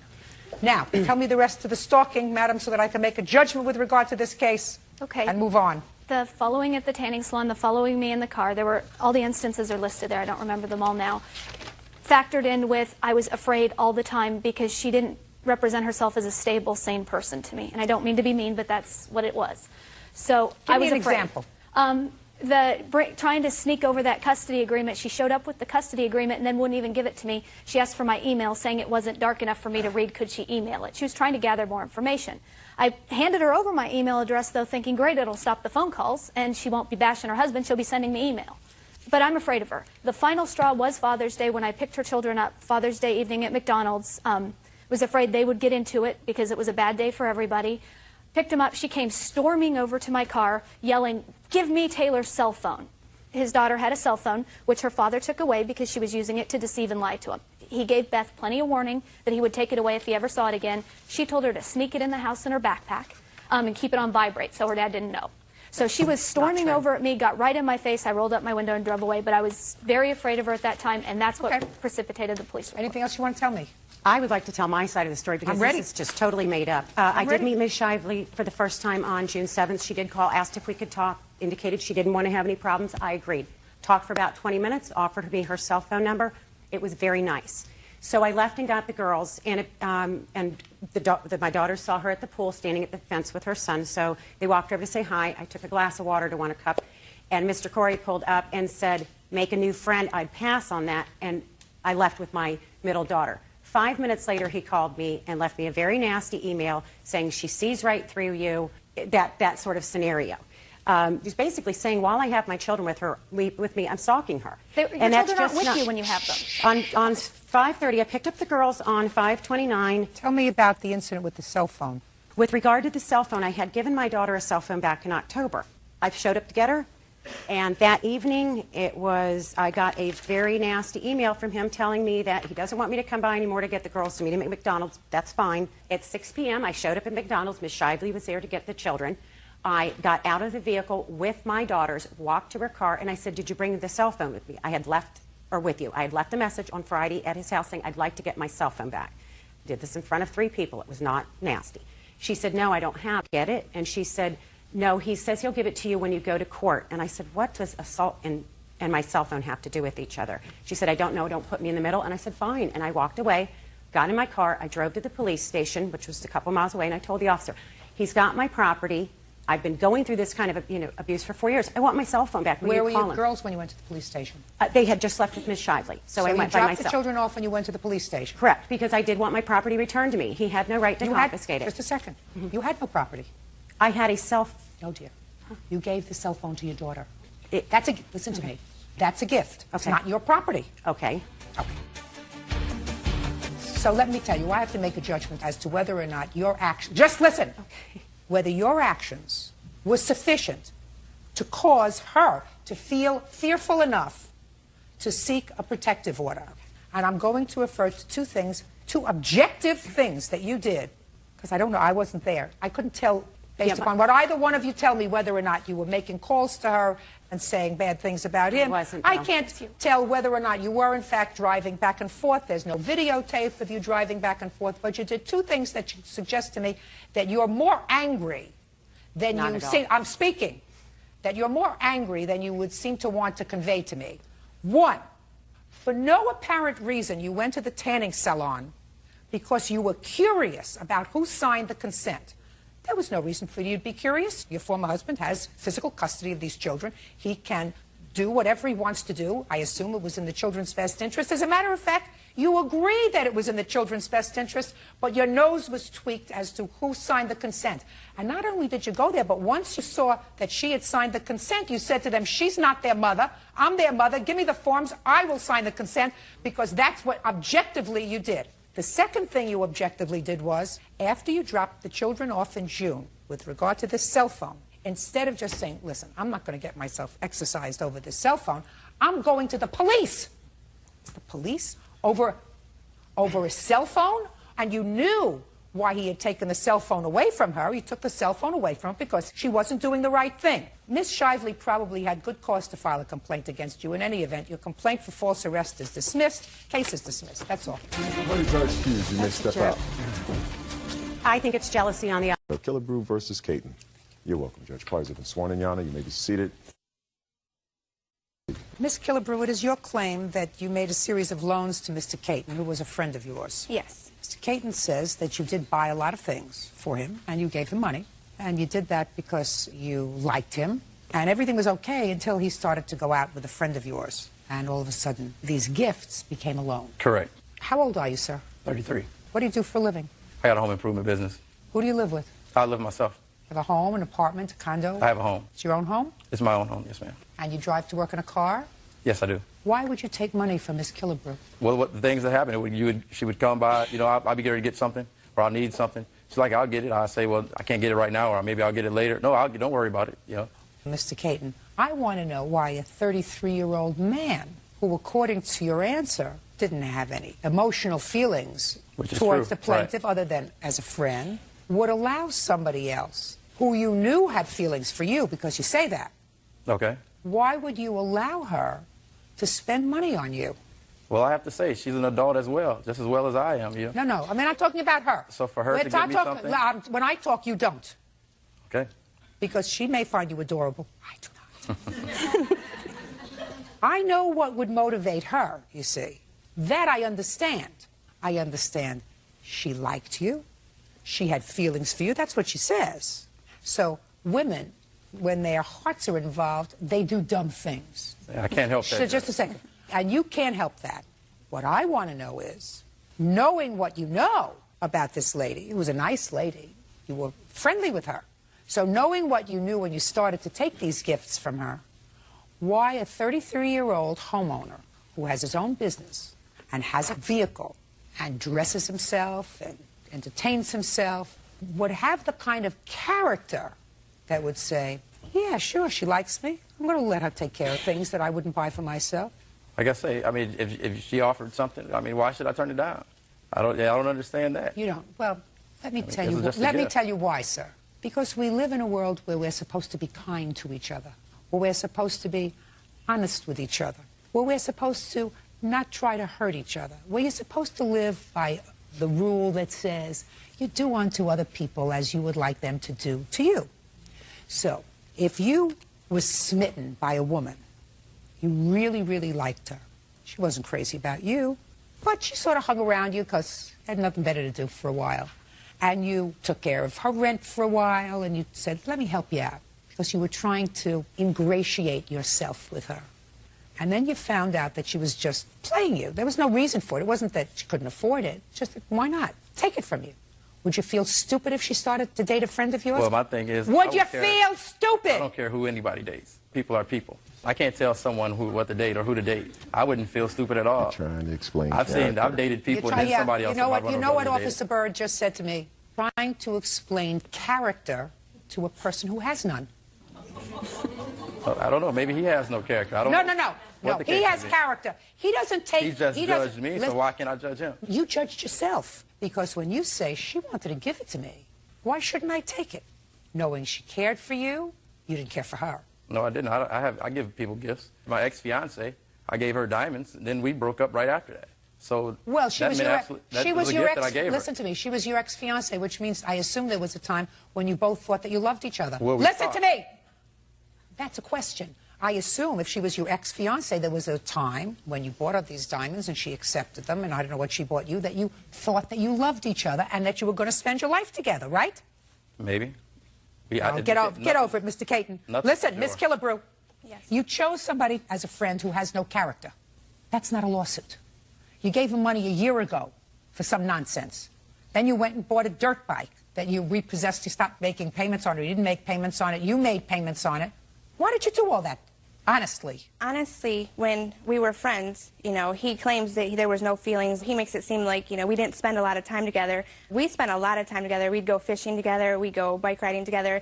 I'd stay at his house a lot, watching movies. I mean, we did a lot together for there to be... Had the key. I let her clean it sometimes. Don't speak unless I ask you a question. Now it's her turn. Like he said, I had a key. I'd go over there. That doesn't answer my question. When he was starting up his home improvement business, he was having a lot of hard times with, you know, getting it off the ground. And so his house insurance was due and he didn't have the money. So, you know, I paid it and he said he'd pay me back. With the dirt bike, Which I said I didn't want. I'm not speaking to you now. With that, he is the one that went up to the place and he came to me and wanted it. Listen to me. Was the dirt bike after the homeowner's insurance? It was during... After you gave him money for the insurance. Yes. Is that when you bought the dirt bike? Yes. Had he given you back any of the money? No. You get where I'm going? Yeah, I understand. Sure. If he doesn't have $400 to pay for his homeowner's insurance and you lend it to him and he hasn't given you any money back, why do you give him more money to buy a dirt bike that he wants? It's just the fact that, you know... That I didn't want. I had a lot of trust in him, and... So your trust was misplaced? Yeah, my trust was misled. I realize that now, misplaced. yes. So you put a period and you get over it. Judge Judy continues in a moment. You liked him? He didn't feel the same. Former friend David Caton owes for several unpaid loans. Deborah claims David used her. Miss Killebrew? Yes. You liked him? He didn't feel the same way, and according to what I read in your complaint, you knew that he was not a nice person when he asked you to fix him up with a friend of yours. Correct. In a year, he never paid you back a penny. I thought he would pay me back. You know, he was seemed honest. He seemed like he had good intentions of doing it, you know, and I knew he was struggling with his company. This was after... A year and a half ago, you gave him the $400 to pay his homeowner's insurance. Yes. 2.5, you won a free trip to New York Yes. And according to you, you told him that he would have to split the cost of a rental car, $114, with Correct. you. That's after he paid you back not a penny from August. Right. Yes. Then, when you arrived in New York, you say you took out $500 from the ATM. Over the course of the 3 days, I took out the money, yes. And again, he said, don't worry, I'll pay you back. No, I didn't say that. Shh. When was the motorcycle purchased? In June of 2004. So you purchased the motorcycle before the homeowner's insurance? No, the homeowner's insurance first started in March of 2004. Ms. Killebrew, put a period. He's not the kind of friend that you thought he was. There has to be a reasonable expectation that a loan is going to be repaid. And I don't believe in all the time that you, in the last 2 years, laid out money for him, that you had a reasonable expectation that he was going to pay back this money, because he paid back nothing. And you kept advancing I see the work gifts. he did. I mean, he did good work. I was trying to help him. Getting a company off the ground doesn't always happen so quickly. I just said to you, you have to have a reasonable expectation that you're going to get repaid. And from this It's called character, trust. and from this character, you should have known right away that you weren't going to get It was paid back. trust. 2 years ago, you misplaced your trust. I realize that now. Parties are excused. You may step out. Angelina Morales is suing fellow partygoer 18-year-old Sean Swales for stealing her camera. Sean denies the charge. Miss Morales, it is your claim that the defendant, who was a guest in your boyfriend's house, Yes. stole your camera. Yes. And you want him to pay for it. Yes. Mr. Swales acknowledges that he had your camera in his possession, but says that he found it outside of the house. He's going to tell me what he did with it, and it is not his fault. Correct? Yes. On what date did you lose your camera? And I put the word lose loosely. The party was August 12th. I went to bed around 1 o'clock. Party was at your boyfriend's house? Yes. How many people were there? Roughly 15 to 17 people. And according to what I read in your complaint, you were the photographer. You were taking pictures. Yeah. What kind of camera were you using? It was an Olympus S50 Zoom, a very expensive camera. When had you purchased it? In 2003. How big a camera is it? It was small, probably about this size. Okay, when you finished taking the pictures, what did you do with the camera? I put it in my tote bag, which was in the guest room on the guest bed, and I had put my clothing over it, and then I went and slept in my boyfriend's room. And you remember distinctly that that's where you put it? Yes. I wasn't drinking. Everyone else in the house was. I remember where I put my equipment. What happened the next morning? I woke up early. I went straight for my tote bag, looked in my tote bag. What made you look in it? It had my clothes and my makeup and everything. And I also like to look at the pictures I take the night before. So I was looking for my camera. Couldn't find it. I basically freaked out because my camera is my whole life. No. It sounds very materialistic, but it is. It's what I go to school for. And to lose something like that, it's heartbreaking. And I know where I put my camera. It was in my bag when I went to bed. Got it. And it wasn't there in the morning. Well, what makes you think that the defendant had anything to do with it? It was about a week later I found out he is a friend of our friend who called him out on it. He admitted it, and then I sent him... Well, that I can't accept because I don't have that person here. Well, he said he found a camera, Okay, now tell me where the camera is, sir. Well, actually what happened is we walked outside, camera inside a bag, which we didn't know at the time. We picked it up thinking it fell out of the car. Who's we? Me and my girlfriend. She was with me the whole time. Pick it up, we're thinking it fell out of the car like it's one of the friends. We looked through it, nothing in there, like no ID or anything like that. So. What else was in the bag? There was a bracelet. Was there a bracelet in your bag? My camera wasn't in a bag. Was there a bracelet along with the camera? No. You say no. Okay. Inside the bag was a camera and a bracelet. Yeah. I want you to describe the bracelet. The bracelet, it was... Just a second. Yeah. Did your girlfriend see the bracelet? Yeah. This is your girlfriend? Yeah. Put her outside. Angelina Morales claims fellow partygoer Sean Swales stole her camera. Sean claims he did no such thing. All right, Mr. Swales, now I want you to describe first the makeup bag, or the bag that you found the camera in. What color was it? Makeup bag. There's polka dots on it, definitely. And my polka dots. From what my girlfriend says, it's a really expensive makeup bag. No, just a second. Polka dots. What color was the bag? I'd say like white polka dots. White polka dots, and what was the background? I don't know. It was dark. Didn't really look too much at it. Yeah. Okay, now I want you to describe the bracelet to me. The bracelet, I mean, I can't really describe it as a bracelet. Yes, chain. you can. You can tell me whether it was white gold, yellow gold? You can tell me it was silver. Thinking maybe silver or something like that. I don't know. Did it have any stones in it? I don't think so, no. Was it a hard or a soft bracelet? Could you move it around? It was like a chain, similar, yeah. Okay. Anything else in the bag? And that was about it. Yeah, that was it, definitely. Go ahead. What we did is we got into the car, we started driving back, and as we get dropped off, we were in the car for about 8 minutes. We get out and we're like, wait a minute, the camera's still in there. So we just left it in there, you know? No, I don't understand that. Mr. Swale, let's start again. You take the polka dot bag, which contains a camera and a bracelet, and you bring it into the car with you. Did you ever find out whose bracelet it was? Yes, Amanda, and we returned the bag to her, and she has her own camera. Amanda was the person that was inside the car with us. Well, was it her camera? Yep. So what you're telling me is the bag that you found contained a camera and a bracelet, both of which belonged to Amanda. Yes. Who returned it to Amanda? Brooke did.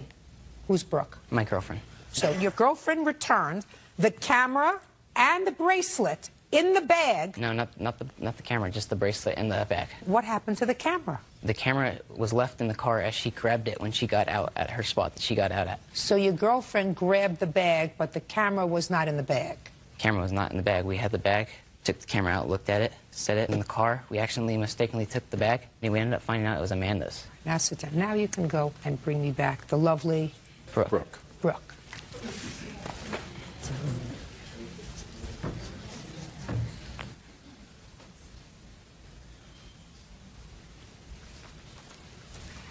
All right, Brooke, what I want you to do first is describe to me this bag that you found that contained the camera. It was polka dot, black and pink, I think. And what was in it? The camera and a silver bracelet. Describe the bracelet to me. It was silver. I think it was just like a... Now, when you got out of the car, what did you do with the bag? Put it in my purse. Where was the camera? Inside the car. Neither you nor Mr. Swale saw the camera again? No, I didn't. Okay, great. Now you can stand up. Okay, Miss Morales. I talked with Amanda after I found out who took my camera. You can't tell me what Amanda said to you, Miss Morales. Okay. Well, basically, I called them out on it. Called who out on it? Called the defendants out. I asked them if I could have my camera back. I wrote them an email. He said they took it in the car with them. His girlfriend says it was my camera, and I just... Well, I'd like to see where she says it was her camera. No, she says it was my camera. Somehow my camera found its way outside. It is possible that they or somebody else took the camera out of that bag, but you have to have proof. But they said they had it in the car with them, and it's not in the car. But there were other people in the car, Miss Morales. There was one other person I did not know in the car, and I... One other person is all you need. One other person is all you need. She has a camera of her own. She wouldn't take it. Listen to me. That's not something that I know for a fact. What you have to do is you come into court and accuse somebody of really committing a crime. I don't know whether they took your camera or not. It's possible that they did. I don't know. But you don't have sufficient proof, even a little bit of proof, that they took it. And I assume that everybody was drinking at this party? Yes. So they got into a car, and it's possible that the camera was in the car along with this bag. It fell out of the bag. It was left in the car, and who knows what happened. Maybe somebody who was driving that day parked it someplace, and some stranger looked in the car and said, there's a camera laying on the back seat. Opened the door, reached in and took the camera. All kinds of possibilities. But unfortunately, and I know that you say this camera is your life, you don't have sufficient proof for me to make a determination that these people are responsible for that camera. But they physically took it from the party into the No, you don't have any proof of that. They admit taking it. No, they don't. They admit finding it on the street. They don't admit taking it from the party. But they didn't even have the responsibility to come back into the house and ask whose camera it was? No. Two drunk people got into a car, they took it, they left it in the car. Negligent? Perhaps. But they don't have responsibility, and I don't think that you can prove that they stole it. I'm sorry, but I'm going to have to find another way to replace this camera. Your case is dismissed, that's all. Parties are excused. You may step out. We didn't take the camera. That's how it turned out. They had no evidence proving that we took it. They admitted to... Rivera, the defendant is your cousin, is that right? Cousins, Your Honor. Correct. Your fathers were brothers? Yes. Did you grow up together? Yes, we did, Your Honor. You friends forever? We actually lived together for about 6 years, all three of us. This is the relationship as I understand it. Tell me your first name. My name is Joppa. And you, sir? Miles Rivera. Joppa, Yes. you and I assume this young lady, since she's the only person here, used to be a couple. Yeah, you can call it that. You used to be a couple Yes, Your Honor. because you have a child together. Yes, Your Honor. A little girl. Yes. And you were together for a period of time. How many years? Oh, for about 6, 7 years. How old is your daughter? My daughter's 5. And now this young lady is a couple with Miles. Yes, Right? Your Honor. That causes some problems. And what Miles says is that one day when you were coming to either pick up or return your daughter for a visit, you got into some sort of an altercation and vandalized his car. And you say that didn't happen. No, Your Honor. You touch his car. That's a total lie. No, I didn't do it would be sufficient. Okay. No, I didn't do it, Your Honor. What's this lady's name? Kathy, When did you and Kathy break up? probably 2001. And when did Miles start to see her? I'm guessing probably a year later. Is that right? I believe so. And the two of you were going to have another child. Is that right? They already got a child, Your Honor. How old is your child? Not even 2 months. And she has a whole bunch of other children. Yes, Your Honor. Is that right? Yes, she has 4 other children. Now, on what date did this vandalism take place, Miles? Sorry? What date did this Oh, this was April 20th this year. Tell me about it. I was outside messing with my car when Joppa pulled up to get his daughter.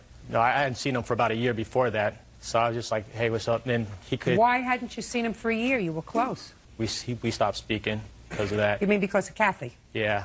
Go ahead. So he approached me. You know, we just got a little altercation, arguing, nothing major. And then Kathy called him, I believe, or her daughter, who was watching his younger daughter. And then we were still yelling, so they heard the argument on the phone. So they came down. What were you yelling at him about? I don't know exactly what the words were spoken, but just... What angry words? Yeah, his anger toward me. And, you know, I don't blame him. You know, he probably feels like he was backstabbed. But I wasn't out to do that to him. I was just thinking more of myself, you know. So the daughter came down, and then on my way up, I could hear them start arguing. You mean Kathy and Joppa? Kathy and Joppa. So I come back downstairs to see what's going on. And that time he was standing in front of my car, which was all scratched up and dented. And I said, what's all this about? He's like, what? And then we just started arguing some more. I just went back upstairs after that. You have pictures of the car? Yes. All right, Kathy, stand up, please. This was before and the after shot. Nice car. How old are you? 35.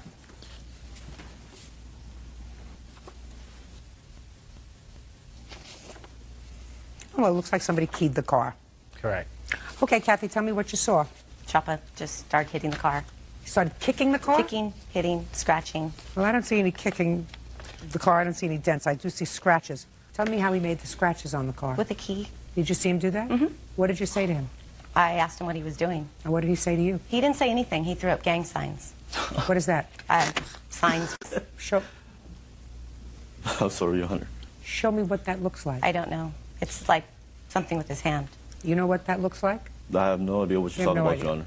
What were you arguing about with Joppa? I told him to leave. I wasn't arguing with him. I told him to leave. And what did he say? He used a couple of choice words. And then he pretended he was going to leave. And I told him that my daughter wasn't buckled up in the car yet. Then he got back out of the car and started scratching the car. So he was annoyed at the direction that you gave him to buckle her up. No, he was already annoyed. Well, he got more annoyed because you gave him another direction. Joppa? Yes, Your Honor. I'm listening. First of all, I never touched the car. Never scratched it, never kicked it, didn't touch it at all. What were you arguing about? With who? With... Either one of them. Well, me and Miles, each time we see each other, we argue. What were you arguing about? That he has a daughter with my baby's mama. So now my daughter has a brother and... And they're also cousins. Yeah. But now that... Yeah, and the father of my daughter's brother is her uncle. Yeah. By marriage. Yeah, probably by marriage or whatever you want. Listen to 20, me. 25 years. Hey, listen to me. Yes, Your Honor. Don't talk to her. Okay, I'm sorry. Don't talk to her. Okay. Joppa. Yes. It is what it is. Yes, Your Honor. I understand it. Listen, it's not going to change. It's not. So your cousin says, I understand why he's angry. Okay. In affairs of the heart, sometimes you can't control yourself. Okay. I know. You understand that, sir? How many children do you have? I got one, Your Honor. How many children do you have? I have 2. And you? 5. 5. I got 5, Your Honor, with 4 different men. See how life changes? Yeah, I know. Joppa. Wow. Joppa, how many children did she have when you had a child with her? 3. With 3 different men? No, with 2 different men. With 2 different men? Yeah. So you knew there might be a problem, right? No, I didn't. At the time, no, I didn't. Well, but you should have. But I didn't. But you should have. Because I loved her kids and her kids loved me. So Just a second. It was fine. Love, love. Yes. I just said to you, affairs of the heart. Uh-huh. You can't control them. You can't. Neither could he. Joppa, do you understand? Yes, I Neither understand, could Donna. he. Do you have a job? Yes. What do you do? I'm at He doesn't. Shh. Now sit down. convention services. Now sit down. What kind of work do you At do? Hyatt Regency. What do you do? Convention services. He works. He's a nice-looking man. There are lots of women out there who would like to have a nice, respectable guy who works most of the time. He could have picked somebody a lot less complicated than Kathy. Joppa, I'm Yes. trying to make you feel better. I understand. He I- could have I made. feel good, He John. I could have feel picked somebody a lot less complicated than somebody with 5 kids, a lot of different fathers floating around Father's Day. Could have made his life very, very simple. But he didn't, because he fell for her. You can't control that. I know that you're hurt because he's your cousin. No, I'm not hurt no more. Yes, Your yes, Honor. you were. A You word. just- Yes, word. Yes, you were hurt They're made for because each you other, said. Your Honor. They ain't got no morals. Judge Judy continues in a moment. That wasn't family members. His cousin, Joppa Rivera, keyed his classic car during an argument. Joppa says Miles is romantically involved with the mother of his child. He was your friend before. Yeah, he was more than a friend. He was my cousin. He was family. Listen, he was your friend before. Yes, before. And what I'm saying to you is you're not putting on your listening ears. Okay. Because he fell in love with her doesn't make him amoral. He wasn't amoral when he was your friend before and your cousin. So the only thing that, according to you, made him amoral is the fact that he got together with the mother of your baby. Yes. Well, you know, she had 3 other guys before you. You think that they should say that you're amoral because Yeah, you but- got together with her? but- Listen. It is That what it wasn't is. family members. Get over. Okay, it's Family over, Your doesn't Honor. make It's any over. difference. I know, I understand that. It's over. It's over. You Okay. shouldn't have keyed his car. How much I is it never gonna keyed his cost car, you? Your Honor. Fix it. I never keyed his car, Your Honor. The only witness that's supposedly see me keyed his car is her. And her I think- daughter and this- daughter's boyfriend. I think this should just apply, Your Honor, to get back the money that she's giving me, because she's paying me child support. Just like all the other kids, she pays child support too. And it's just applied to get money back. No, just a second. On the car. What the car? car is a silent witness. Unless you are... The car had cameras? I didn't do it. I didn't do it. And I stand by it. Can I show you the copy of the police report, Your Honor? Yes, get the police. I got a copy of that too. Where it clearly Listen to me. states here that Listen to me. Give me the police report and give me the estimate and give me the year of the car, which is what? 1972. Can I say something, Your Honor? Yes. While you read that police report? Yes. This police report, every statement in here by Kathy Aragon is false. She said I came to pick up my daughter from her for my visit. I don't need a visit, Your Honor. I have full custody of my daughter. My daughter lives with me. That's it. Okay. Second of all, I did not drop my daughter off to her. I dropped off my daughter to her daughter. She was about 19, 20 at that time. I came and picked up my daughter, and they was there. And that police report says that I dropped off my daughter to her, and I was supposed to pick my daughter up from her for visits. I don't need a visit. She needs to visit her daughter for me. Got it. Okay, I'm sorry. Got it. Just excited. Other than your daughter, Kayla? Yes. Who else lives with you, sir? Actually, I'm staying at my parents' house right now with my daughter. Your parents help you take care of her? Yes. When you work? Yes, when I work, yes. Do you work? Yes, I do. What kind of work do you I'm do? at telecom. Right now, I got a contract with Oakland Unified School District to rewire the whole schools. Yes, I do have a job. I'm happy for you. Good. Finally. Well, you know, it's sort of interesting to me, Miles. Listen to me very carefully, sir. I'm listening to him.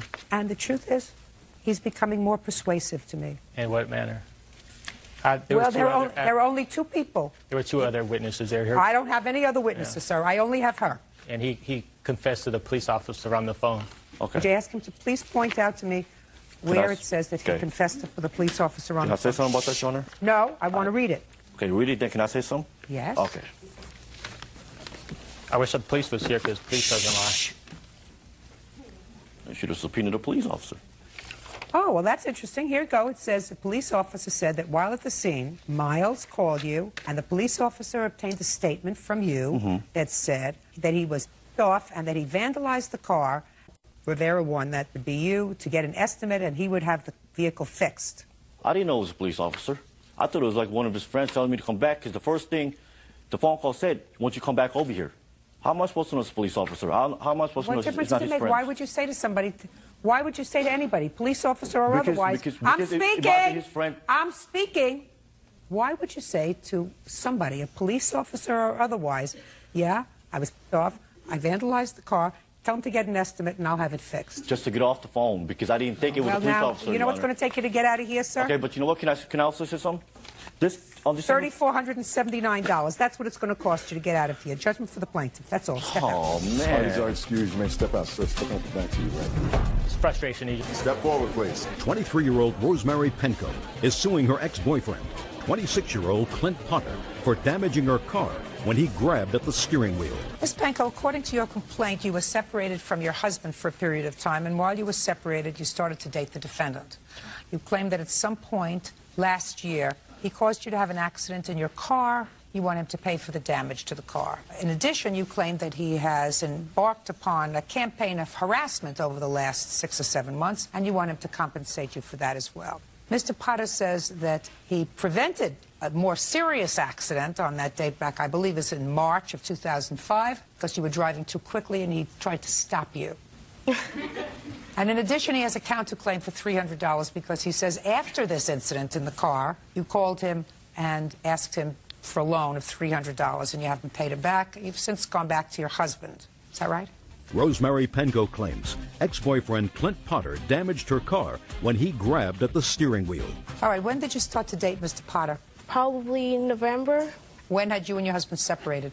About 3 months before that. All right, and tell me about this incident with the car. We went out, we were coming back home, and I was going to drop him home, and we were on the freeway. He was arguing about the same thing all over again, that I don't spend enough time with him, and I told him that I can't have more time, I don't have time for anything, I have a full-time work, school, everything, and he got mad at me, and he grabbed the wheel, and I swerved to the side. What kind of damage was done to the car? It was the ground effects were broken under the car. I read that in your complaint. I have no idea what ground effects are. It just goes from one side of the tire to the other. It's just a bar piece that makes the car look lower. How much did you spend for these ground effects? They're about $1,000. Show me the bill. That's the bill from the price on them from the Pontiac dealership. I know. I want to see the bill where you put them on your car. Oh, I don't have that bill, ma'am. Well, no. that's too bad. Why don't you have that bill? I didn't think I needed it for anything. Well, you do. I see that now. Your Honor? Yes. She didn't pay for it. Her parents paid for it. Listen to me, Mr. Potter. You just didn't help yourself. I'm going to tell you why you didn't help yourself. Because if you now acknowledge that someone, as a gift, put these ground effects, as stupid as it sounds to me, on her car. What she's showing me now is the replacement value of those if she wants to put them back on the car. So if I find, thank you very much, that you were damaged, then I can use this. Okay. See what teaches you to keep your mouth shut unless I look at you and say, now I'm going to let you talk. Well, that takes care of that. Now, tell me what happened in mid-March when you were driving in the car, Mr. Potter, and be careful. Because so far you put your foot in your mouth once, let's not do it twice. There was no argument whatsoever. We had just left the hotel where we met up, and she likes to drive fast. She is a V8. She does race cars. She's good at that, and kind of worried me a little. What happened was I prevented her from getting a serious wreck. Tell me what you did. We were almost home, and the car was swerving over in front of her, and I said, watch out. And I went to grab the wheel, and then she did like this. It went left, right, left, and it did a 180 up onto the freeway ramp, and it came back down and got stuck because the car is so low. It got stuck on the part that separates the mound from the road. You're not supposed to put your hands on a steering wheel, Mr. Potter, when someone else is driving. I did not touch the steering wheel. Yes. You're not supposed to touch your arm. I went to reach for it. It was a natural human reaction. Okay. Mr. Potter. Yes. You can't have it every which way but loose. Tell me about this harassment that you're now claiming. It was nonstop. Starting when? Starting when I told him that I didn't want to be with him anymore. When was that? The end of April. What brings you to court now? He wants money from a promise. Just a second. What I want to know is April, May, June, July, August, September, October, November, December, January. 10 months later, you woke up. No, ma'am. I just wanted him to leave me alone. I didn't want anything to do with him. I didn't want money from him. All I wanted was for him to leave me alone, and he couldn't do that. But you say that what brought you to court today is because he's suing you. He started, yeah. You filed a small claims case against her? Yes. When? December. And your lawsuit was for what, sir? I have given her $300 right at the end of April, around the 19th, 20th, whatnot. What did she say? Tell me how that happened. I think she needed it for books for her school for the next semester. She said she would pay me back. Now, she says I harass her. but it's not harassment. I'm just trying to get my $300 back. After she says she wants to be with her husband, I'm like, okay, well, I'm still waiting. You said you're going to pay me back When in a week. did she tell you that she was going back to her husband? She told me she was going to go back with him sometime in August. All right. You get your $300 back. Okay. But it's going to be by way of a deduction. I'm deducting the $300 that she owes you from the $1,000 that she needs to put the ground effects on the car. Do you understand? I do. Judgment for the plaintiff in the amount of $700. That's all. She lied about her husband, and I didn't know what was going on because... Number 427 on the calendar in the matter of Hiles versus Moye. Thank you. You're welcome, Judge. Parties have been sworn in. You may be seated. Folks, have a seat. Ms. Hiles, the defendant was a boyfriend of yours, and you lived together for a period of time? Correct. It is your claim that some time ago, during an argument, he assaulted you, choked you, and you almost passed out. You want to be compensated for that. Correct. And then when you separated, you claimed that he came back into the house and destroyed some of your property, including some fish, by pouring bleach into the tank. Yes, ma'am. And at some other time, you opened up a cell phone account for him, got him a cell phone, your name, you're responsible for the bill, and he racked up a bill of $1,500. Mr. Moy says that he did not come into your house and destroy any property. Correct. Mr. Moy says that he never assaulted you. Correct. Mr. Moy said whatever the phone bill was that he had, he took care of. Correct. And that if you have a $1,500 cell phone bill, it's probably from your own use because you turned off his account, or his account was turned off. However, Mr. Moy says that you were sort of annoyed that this relationship terminated and that you poured water in his gas tank, destroying his engine. Incorrect. That's what he said. And he says he has a witness to that. Yeah. So, you lived together blissfully until when? He had gone to jail for 90 days, gun charge. And after he returned, he Can I have the date? The date that he went to jail? The date that you stopped living together. We stopped living together on July 6th, the day I filed my restraining order. And when did he get out of jail? He got out of jail in January of '05. What happened on the 6th of July? Because I assume that that's the date that you claim that he assaulted you. There's prior times before that, but I was scared, didn't know what to do. You know, Todd here at times would tell me, you got to get out of the relationship. He's hurting you. It's going to get ugly, you know. And on the 6th, I had pulled up to our apartment complex. He was at the pool with 2 other women, and his cousin as well had a pair of my sweatpants on that he had cut to let him go to the pool. So I was upset. I then took a bottle of water, acted as if I was putting water into his gas tank to get his attention. And then I left, went to the courthouse, and got a restraining order. Just a second. Just a second. I want you to say that to me again. You came home. You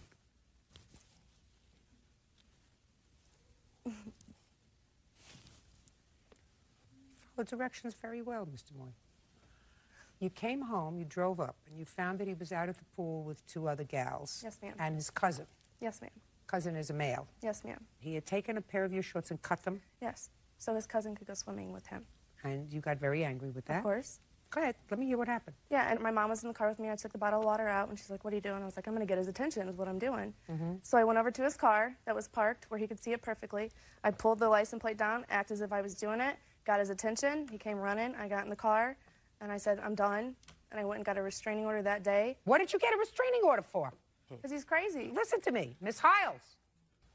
Sounds to me like he should have gotten a restraining order against you. No. Yes. Yes. You at least made it appear as if you were vandalizing his car. So far, the only thing that he did, which was a little tacky and perhaps stupid, if I believe you, was to cut your shorts so that his cousin could go swimming. He neither assaulted, menaced, threatened, or harassed you. You, however, did that to him. So it's the height of lunacy for you to go to the police station to seek a restraining order. What did you put in the restraining order? That he cut your shorts? No, I put the restraining order that he's choked me numerous times and done different things that's outrageous. Just put your hand down. Well, when did you say that he did this? The last time he did it before I got the restraining order was the day before my birthday, June 28th, 2005. Just a second. June 28th. So June 28th, you did nothing? No. June 29th, I was you scared. didn't. I'm speaking. Okay. You were with your mother in a car. Don't give me baloney. You were with your mother in a car. You're scared of him? You don't go back to the pool. June 28th, you did nothing. 29th, you did nothing. 30th, you did nothing. 1st of July, 2nd, 3rd, 4th, 5th, 6th. The only time that you got really nervous was when you saw him out with 2 other girls at the pool and his cousin in your shorts. Right. Well, that's outrageous. Outrageous. Okay. So let's leave the assault. because I'm not interested in the assault. Okay. If you were legitimately frightened of him, you wouldn't have tried to get his attention by taking a bottle of water and making believe that you were putting water in his gas tank. You don't do that if you're legitimately afraid of somebody, because you know that that's going to really make them angry, unless you're an idiot. So let's move on. There are women and men who legitimately suffer from domestic violence, for whom the laws of domestic violence were made. You, madam, are not one of them. Because if you were one of them, you wouldn't have taken a bottle of water and poured it in his gas tank. I did Or it made for it. believe gas tank to get his attention. You would have stayed in the car with your mother and gotten as far away as you possibly could. So let's leave the assault, because it's an embarrassment for all the women that are, in fact, in situations that they can't extricate themselves from easily. You can. Now let's get to the point in your tale where you say he entered the apartment and he destroyed your property. When was that? The day after I filed the restraining order on July 6th, July 7th, that's when I made my police report. He damaged my TV, VCR, DVD player, slashed my leather coat, bleached my 3 betta fish along with bleaching my carpet, unplugged my refrigerator so all my food would be bad, stole my unemployment check out of the mailbox, had it cashed, and that's about it. You have a police report? Oh, yeah, got it all. And what proof do you have that he did that? Police reports? No, He's what the only proof? person that has a key. You got a lot of men coming over your house. Listen to me. One more word and you're out of here. Do you understand? No. Listen to me. Hey. Yeah. One more word and you're out of here. Okay. Do you understand? Yes. Good. Judge Judy continues in a moment. Accusing ex-boyfriend Corey Moyer of destroying her personal property, killing her tropical fish, and assaulting her on several occasions. All right, so the timeline is a little different than you indicated. The officer came to your house on the 12th of July, and you don't know when somebody came into your apartment because you were away for the weekend. According to the police report, Mr. Moy had not lived with you for approximately 2 months, but came back and forth, and sometimes you let him in and sometimes you didn't.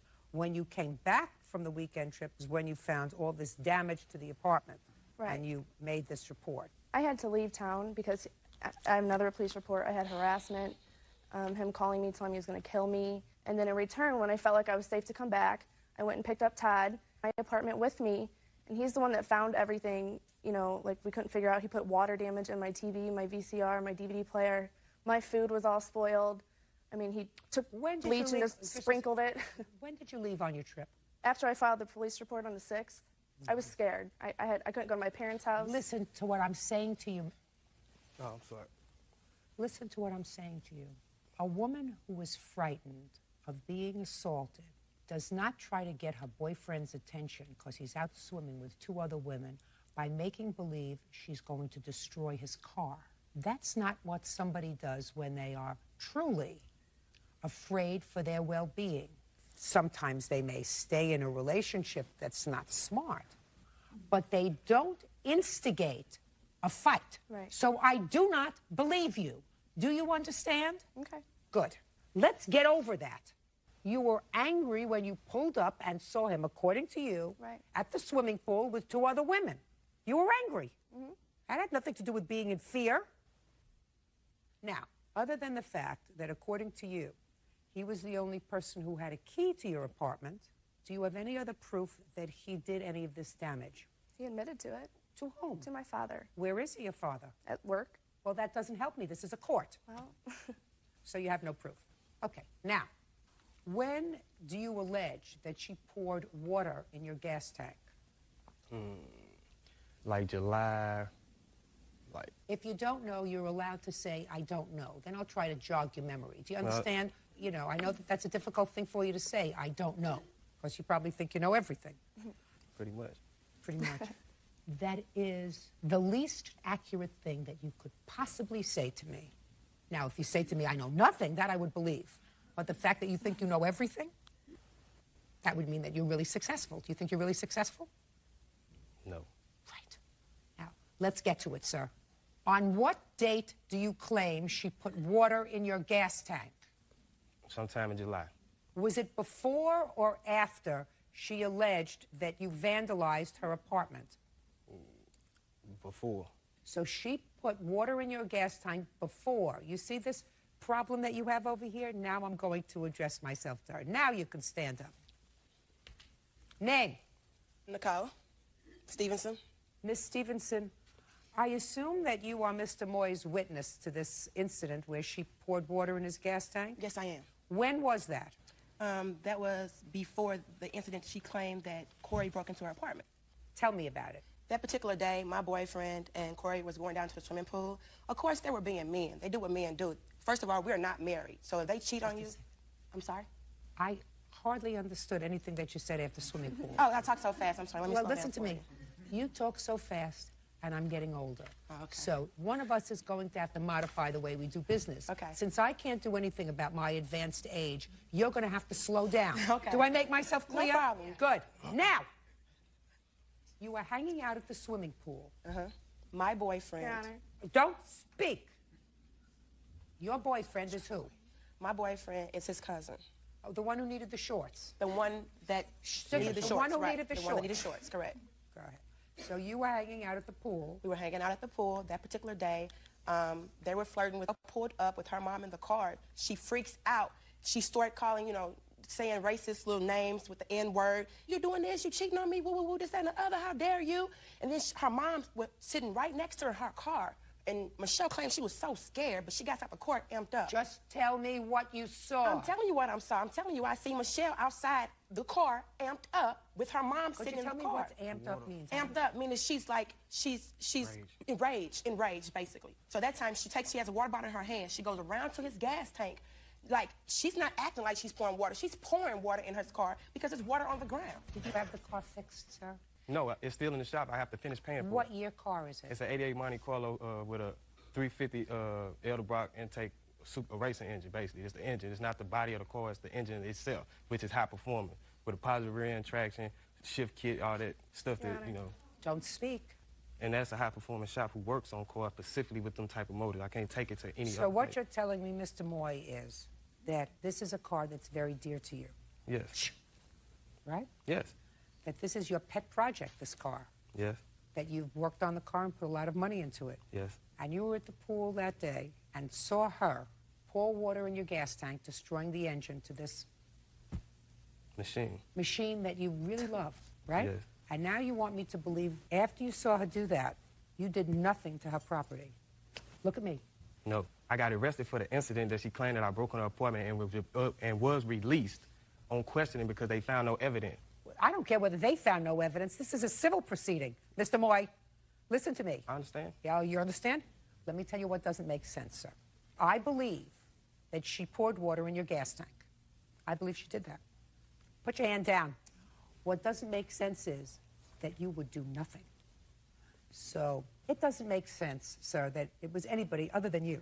Now, the fact that the police couldn't arrest you for it because there was no proof, that's unfortunate. I would have arrested her for vandalizing your car. Sounds to me like you two folks really deserve each other. No. Okay. Now, let us move on to the cell phone, please. I was going to say I have the Kelly Blue Book on his car. It's worth nothing. And I don't even care if if it's worth nothing. Okay. It's worth something to him. Shh. Now sit down. I told you. Did I let you speak at the appropriate time? Yes, you did. Did I take your evidence? Are you asking me questions? Did I take your... No, I ask questions. You give me a yes or no Right. answer unless I want you to expand. Okay. Now, you don't speak. This is not a participation game. I know it's not. Good, good. Then sit there and be quiet. Now, you clearly knew that this car was important to him. Clearly, because you said that was a good way of getting his attention. You were so annoyed that he was out there flirting with a couple of women. You wanted to get his attention, and the way to do that was with this car. So you knew it had value to him. So it's not without value. It had value to him. Let's get to the cell phone. May I say something, though? Sure. Nicole was not there at the pool. I don't care if she was there or not. You poured water in his gas tank. You want to know why I know that? Yeah. Because you were so angry, it doesn't make sense for you to get out of the car with a water bottle, go over to the gas tank, open it up, and make believe you were pouring water in the gas tank. That doesn't make sense. And as a result, he went up and destroyed your property, which is exactly what he did. Excuse me. Speak not, unless I speak to you. Now, the cell phone. Yes, ma'am. We had a... There was singular. When we got together, he always wanted my phone, so I said, let's just get a little family plan. I'll get you a phone. And that was his job. I paid rent. I paid bills. He paid a cell phone bill, okay, for both of us. In turn, on July 6th, when I got the restraining order, I called Singular, had his phone disconnected because I wanted no ties with him whatsoever, and the next bill I get, it's $1,200 from him downloading ringtones, sending messages, calling Japan, who knows.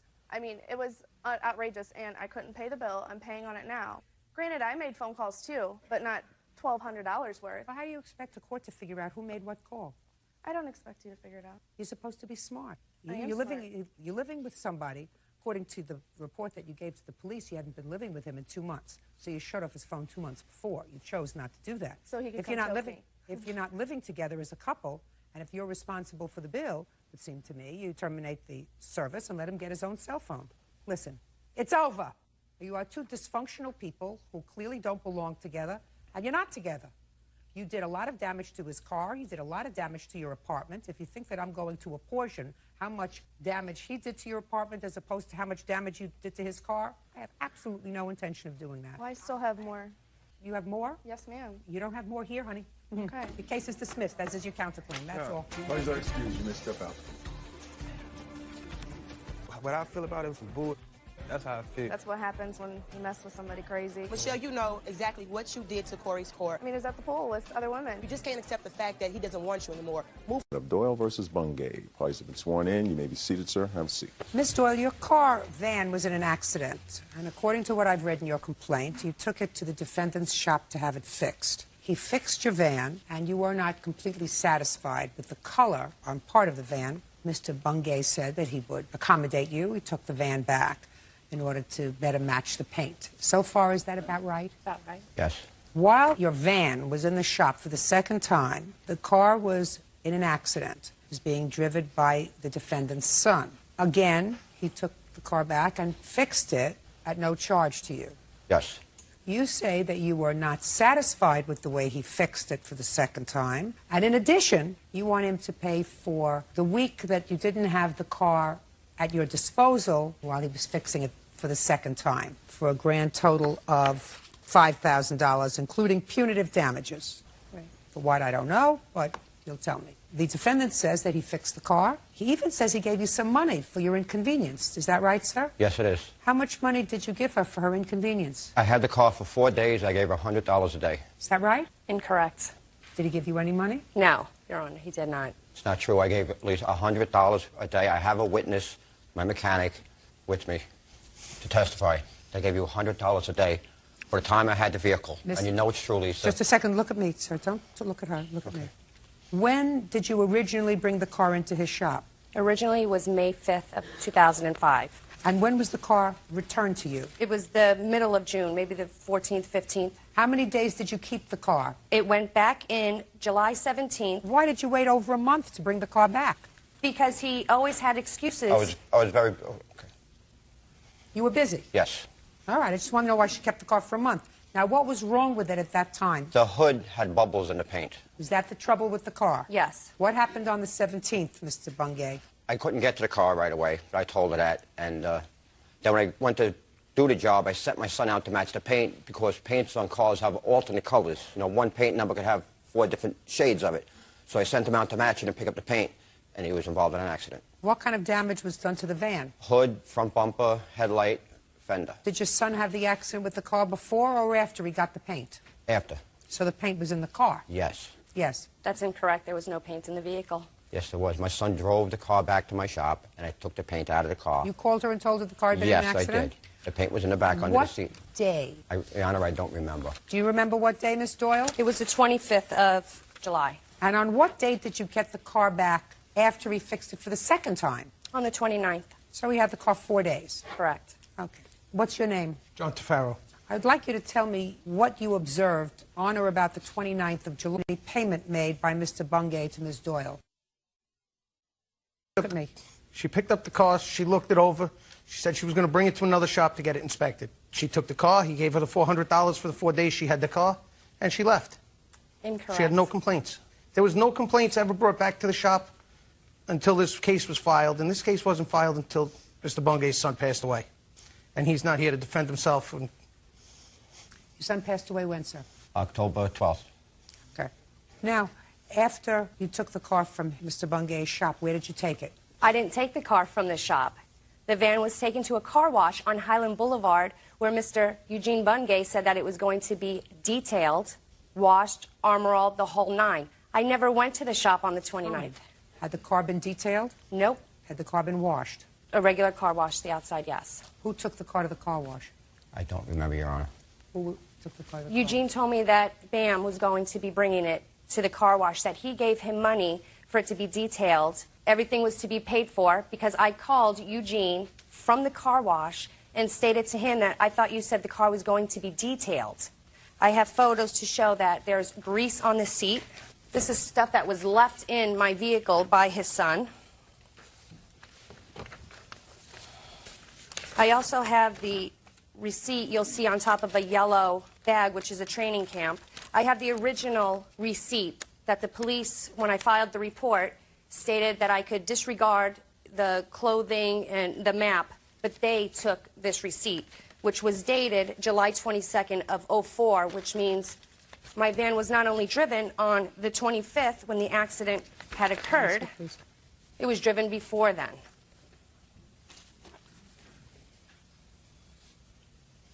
Mr. Bungay. Yes. Your son drove this car at other times other than to go pick up the paint. Not that I know of. I understand that. But he clearly did. Okay. It's not to my knowledge. He clearly did. He clearly drove this van, with or without your knowledge, when you weren't around or when you didn't see him. Okay. That's very possible. Right.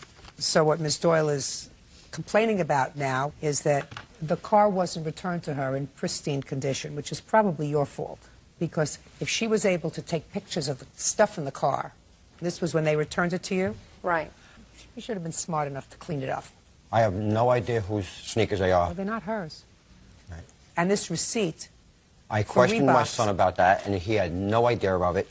And, Your Honor, if there were my son's sneakers in the car, I had the car for 4 days. Why wouldn't I remove them? I don't know what kind of difficulty your son was in, Mr. Bungay. I gather from reading your answer that he was a troubled boy. Yes. I'm not faulting you, sir. Right. You know, you don't know, you hope for the best. Right. You keep your fingers crossed. Judge Judy continues in a moment. Very, very The mechanic, Eugene Bungay, was negligent while fixing her van.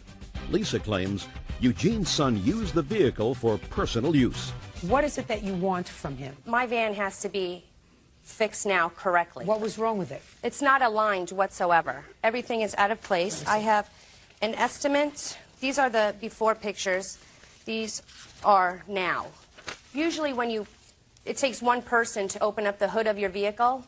It takes two people now to do it because you have to pop the hood once, push it down, pop it again, and then lift it up. This accident is the accident that his son caused? Correct. So this estimate to fix this damage is $3,200. What else? Your Honor, I have a habit of every time I fill up my gas tank, I trip it back to zero. When I dropped my van off on July 17th of '05, I dropped it off with 33 miles on it and a full tank of gas. When I picked up my van from the car wash on Highland Boulevard on the 29th, there was less than a quarter of a tank of gas and there was 183.9 miles put on it. Eugene Bungay stated that when this accident happened, he said, "I'm going to fix it free of charge." I said, "No, I want it brought to Fixident." He said, "Lisa, I don't have the money to pay them." I said, "Eugene, I do not want you working on my vehicle anymore."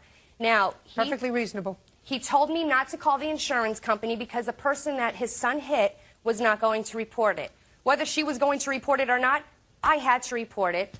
It's my vehicle. I called Geico, told them the situation. When I got to the shop, I took the pictures of the van. I went into the office to call Geico. Now, while I was in the office with Junior, they had the hood of my car, of my van, off so that they couldn't take it to Fixident. So they were taking things apart as quickly as possible. That's not true.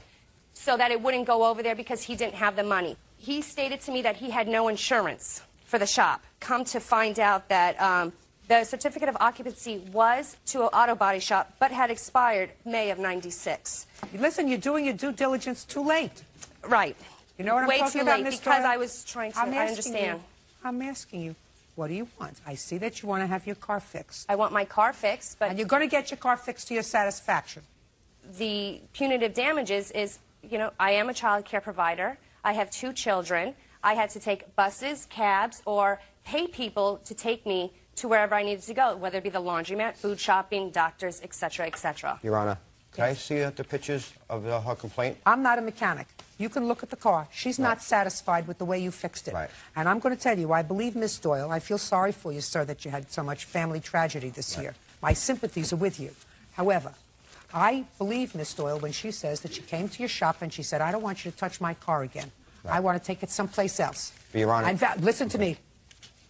And very, very quickly, you took the car apart so that it couldn't be taken anyplace else. I believe her when she said that. Does the pictures show that? No. I don't care what her picture... The car was not taken her apart. pictures may not show it. I believe her Okay. when she says it to me because I believe that you did not want to pay a third party to fix her car. Right. You wanted to fix it yourself. Yes, I did. She didn't want you to anymore. Right. Because she didn't trust you. You had her car, your son wrecked it, and she has the right to say, I don't want you to fix it anymore. I don't want to do business with you anymore. I want you to pay to have it fixed because you caused this problem. You or one of your employees. Right. The employee happened to have been your son at the time, because if I believe you, which I'm not so sure I do, that he was on his way to get paint from the store, and I think that that's probably a lot of baloney, that he was joyriding and using this van for a week or so until you got to fix it, because that's what it looks like he was doing. You have a responsibility, and your responsibility is to satisfy your customer. Ladies always have problems at mechanics, Miss Doyle. It's been my experience. First of all, they try to treat us like idiots. Right. And they usually have you by the throat because you're in there and you don't know what else to do. Your car is towed there and, you know, sort of like having your head plowed open and there's only one brain surgeon in town. Right. You know, you're there and you have no choice. Today you have a choice. Now, I feel sorry for him because I don't think that he appreciated the fact that his son was using the car. That doesn't mitigate the fact that he is supposed to know what's going on in his shop. And his son was his employee. And you want punitive damages that his son drove your car for 160 miles, that he left the car in a mess, that you were severely inconvenienced, that you didn't have your car for a period of time. Ordinarily, I would say, come on, get over it. But the truth of the matter is, I think you're entitled to it. I really do. And I don't believe that they gave you $400. This guy did not give you $400 in cash. No way. Sir, sit down. Judgment for the plaintiff in the amount requested, $5,000. That's all. Thank you, Your Honor. Parties are excused. You may step out.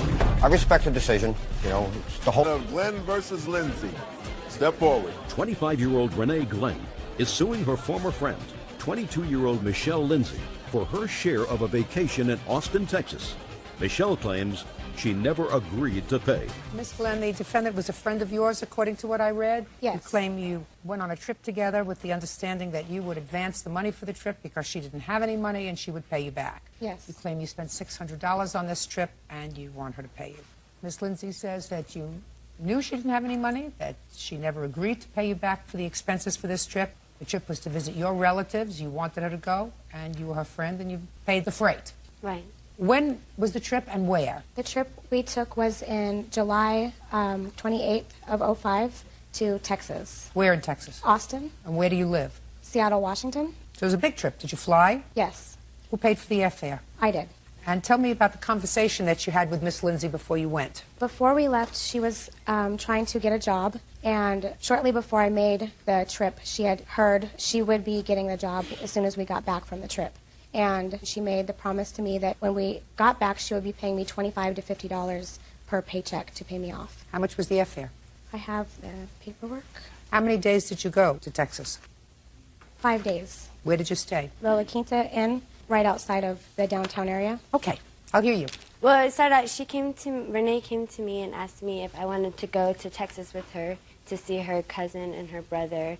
And she knew I didn't have a job. Don't tell me what she knew. You just tell me about the conversation that you had with her. Okay, well, the conversation we had was that she wanted me to go because she's afraid to fly, and she couldn't. No one else wanted to go with her, or she couldn't find anybody else to go with her. And I said, okay, I'll go. And we never really talked about any money that I would pay her back. Well, who did you think to? No, I knew she was going to pay for it. She told me she was going to pay for it, and I told her that there isn't going to be a certain time I can pay her back, or if it's going to be a long time because I didn't even have a job. Who were you living with? I was living with Samantha. Who's Samantha? Right over there. Who was supporting you? It was Samantha. For how long? 4 months. Well, what was wrong with you? I just came from a bad situation, and I didn't have a job. I was trying to find a job, and she was being a good friend, trying to help me out. Are you working now? Yes. What are you doing? Right, as a job, I work in a deli and a bakery. How much do you earn? Minimum wage. Who do you live with now? I live with my boyfriend now. What does he do? He manages a restaurant. Well, you just told me, Miss Lindsay, that what you really told Miss Glenn was, I don't know when I can pay you back or how long it's going to take me to pay you back, and there was no set sum how I was going to pay you back. Isn't that what you just told me? Yeah, and she told me none of that mattered.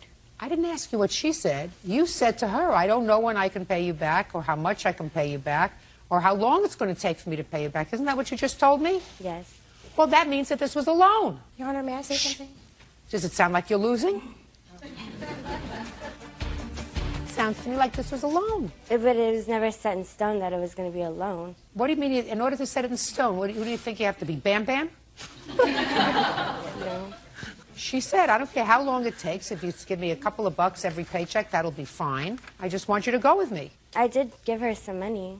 You did? Yes, I did. Oh, how much did you give her? I gave her $75. Did she? Yes. Good. Well, if you gave her $75, then you knew it was a loan. Well, I told her I would help her out like as much as I could. I didn't tell her exactly how much I could pay her back, and she didn't tell me how much to pay her back. Where's your family? In Seattle. And where do you live now? Seattle. You get along with them? Somewhat. Get along with the boyfriend's family? Yeah, somewhat. How much did you spend on her on this vacation? $370 was for the tickets, and the half of the hotel room was how much? $360, so it would be half of that. Those two things come to $550. May I say something? Also, from the hotel to the downtown area in Austin where we went to the clubs and things, it was a $30 cab ride both ways. Don't bother me with that. Don't bother me with that. I have other things to do. She gave you $75? Yes. But, Your Honor, that's not including food and everything else that we did. She doesn't look like she eats much. You owe her $475. Pay her. Judge for the plaintiff. Parties are excused. You may step out. We have not talked since all the arguing has gone on about the money. You could have talked to me or something, you know, been in bigger... Count in the matter of Wilcox versus Mesday. Parties have been sworn in, Judge. You may be seated. Folks, have a seat. Ah, Mr. Wilcox. How you doing? I'm doing fine, much better than you are, sir. Your complaint is that this young lady was your girlfriend for a period of time. Yes. And that she asked you to take out a car loan for her. That's correct. Because she couldn't get a loan in her name. Right. Why couldn't you get a loan in your name? I don't know. What? I wasn't old enough, I guess. She didn't have any accept. I wasn't asking you. I knew that you could tell me. I'm asking her. Sorry. I don't know. It was a present, so I wouldn't be in my name anyway. Why couldn't you get a loan out in your name?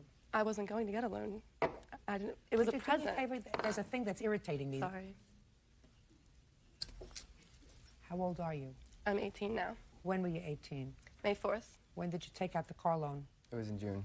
After she turned 18? Yes. Tell me about it. Well, she asked me to take a loan out because she couldn't take a loan out because she doesn't have any established credit. So Was she working? I don't think she had a job at the time. She wanted to get a car and she had no job. Right. And she had no credit. Right. Go ahead. So what did you say to her? So I told her if she wanted, I would be able to take a loan out in my name if she promised to make the payments for me every month. Because Listen to me, Mr. Right. Wilcox. How was she supposed to make the payments if I'm sorry. Listen to me. How was she supposed to make the payments if she had no... She had just applied. They were going to hire her in a couple weeks. So that was our plan. She was like, okay, I'm getting a job. Hire her where? She was going to work at Kohl's. So she was... Is that where you're working now? No. Did you ever work there? For about 2 weeks. What happened to the job? I didn't like it. What are you doing now? I work at Michael's. It's arts and crafts store. How do you get to work? My car. All right. So you took out a car loan for how much, sir? It was for $2,000. And 2 days later, she dumped you. Mm-hmm. I never even got to ride in the car. I never saw her after that. Liar. Don't I'm sorry. shout out here. Maybe if you had a sweater on, you wouldn't be so cold. Your brain I'm would a little work hot, better. actually. A little hot. You don't look hot. I am. You don't look hot. Figuratively and All literally. right, I'm sorry, Judge. Why did you terminate your relationship 2 days after you got the car? It actually started, before the car, because I didn't know about the car. It was a present, and if, she knew about it before I did. He bought me plenty of things in our relationship. He bought me a $900 Chihuahua. Listen to me. I'm not interested in your Chihuahua. All right. I asked you a simple question. Why? Why did you terminate Because he's the relationship? crazy. He's, completely on my back, and to this day still is. Mr. Wilcox, how long had you and the defendant been dating? We were together for 6 months. And in that 6-month period of time, did she have a job? She had a job when we first met for a month, about a month. and then she quit that. Lie. No, that's not a lie. She had a job for about a month. After we were together, she quit the job, and then I would pay for dinner, or, whatever we were doing. And I got a really good job that paid a lot of money. It was a really hard job. It was long hours. It was in a steel mill. I took that out so I'd be able to afford to do, to pay for both of our things. But that job wasn't working out. It was really, making me cranky. So I quit that job, and then I did not have a lot of money after that. That's when I got the loan. And I told her, I will do this for you, but you know that it's a favor. It's not a present. I'm doing this. You have to pay me back. Mr. Wilcox, listen to me very carefully, sir. Okay. I've met this young lady for a brief period of time. Mm-hmm. I would say no more than 6 or 7 minutes, Byrd. About that. If you picked her and you chose to indulge her, that's your problem. Right. Somebody who does 5 months and who has the promise of maybe a job in a couple of weeks, if I were an intelligent person, I would not say, I'm going to take out a loan for you and rely on her paying it back. That's because I trusted her. Listen to me, sir. I've known her for now 8 minutes. I wouldn't trust her as far as I could throw her. You knew her for 6 months. Right. Then you had bad judgment. The fact that she dumped you 2 months after she got her wheels is unfortunate for you, but doesn't turn this gift into a loan. Uncross your hands. The fact that she may have poor character is not something that I can address here. If you're going with a guy and a guy loves you and you take advantage of him financially because he buys you nice things, a $900 chihuahua, a $2,000 car, other good things, and you really have no use for him because he's all over you, that doesn't make you a nice person. It also does not create a loan from a gift. How old are you? 25. So she was 17 when you started to date her? And I was 24. It was an expensive lesson. Yes. Pay it off and forget it. Or, in the alternative, the car secures the loan. Is that right? It was a personal loan. It wasn't a loan for a car. Oh, well, that's more unfortunate, Mr. Wilcox. That's more unfortunate, Mr. Wilcox, because I was going to say if the car secured the loan, stop making the payments, they'll repossess the car. Right. And that would irritate her at least, which, as far as I'm concerned, would be just fine. However, since you were foolish enough to take out a personal loan, you're going to have to pay it and learn a good lesson. You want to lose your heart to somebody that's going to take advantage of you, you're going to get stuck all the time. Okay. There are givers. I didn't take this out as a gift. She knew from the very beginning. Don't tell me what she knew, sir. She says it was a gift. I believe it was a gift. I believe that but for the fact that she dumped you 2 days later, we wouldn't be standing here today if she didn't pay you back. No question in my mind. Judge Judy continues in a moment. The answer isn't. Claims ex-girlfriend Christina Mesday owes for a car loan. Christina is countersuing, claiming Andrew is stalking her. Now, she's got a counterclaim for harassment, correct? Correct. Because he's been annoying you. Yes. Badly. Very. Why don't you give him back the car? I need the car. It was a present. Listen to me. The reason he's harassing you, the reason he keeps calling you and text messaging you is because he feels as if you made a fool out of him. Listen to me. I'm listening. Listening ears. And maybe he would stop bothering you if you just said, listen, I don't want him to feel like a fool. He bought this car. I dumped him 2 days later. I'm going to give him back the car, let him sell it, let him get rid of this loan that he's got or a good part of it so that at least then if he keeps bothering me, he won't have any cause to The other keep loan is in bothering my me. parents' I'm name. speaking. I'm sorry. You get it? The answer is, well, I need the car. That's what a young idiot says. If you want him to leave you alone, give him back the car. Otherwise, don't bother me. Goodbye. Parties are excused. You may step out. 25-year-old Autumn Walton is suing her former roommate, 20-year-old Janice Petersak, for rent, utility bills, and late fees. Janice says she moved out when the apartment turned into a party house. Miss Walton, the defendant was a friend of yours, and after a period of time, the two of you decided to move into an apartment together. According to your complaint, you leased an apartment with the understanding that each of you would pay for half of the rent. The rent at that time was $800. Is that about right? Yes. Shortly after you signed the lease, you became engaged, or had a boyfriend, who moved into the apartment. And at that point, you were splitting the rent 3 ways. So far, correct? Kind of. Nothing's perfect in this world. Right. Am I as close as is necessary for this case? Yes. Well, the engagement didn't work out. He moved out. You found yourself pregnant.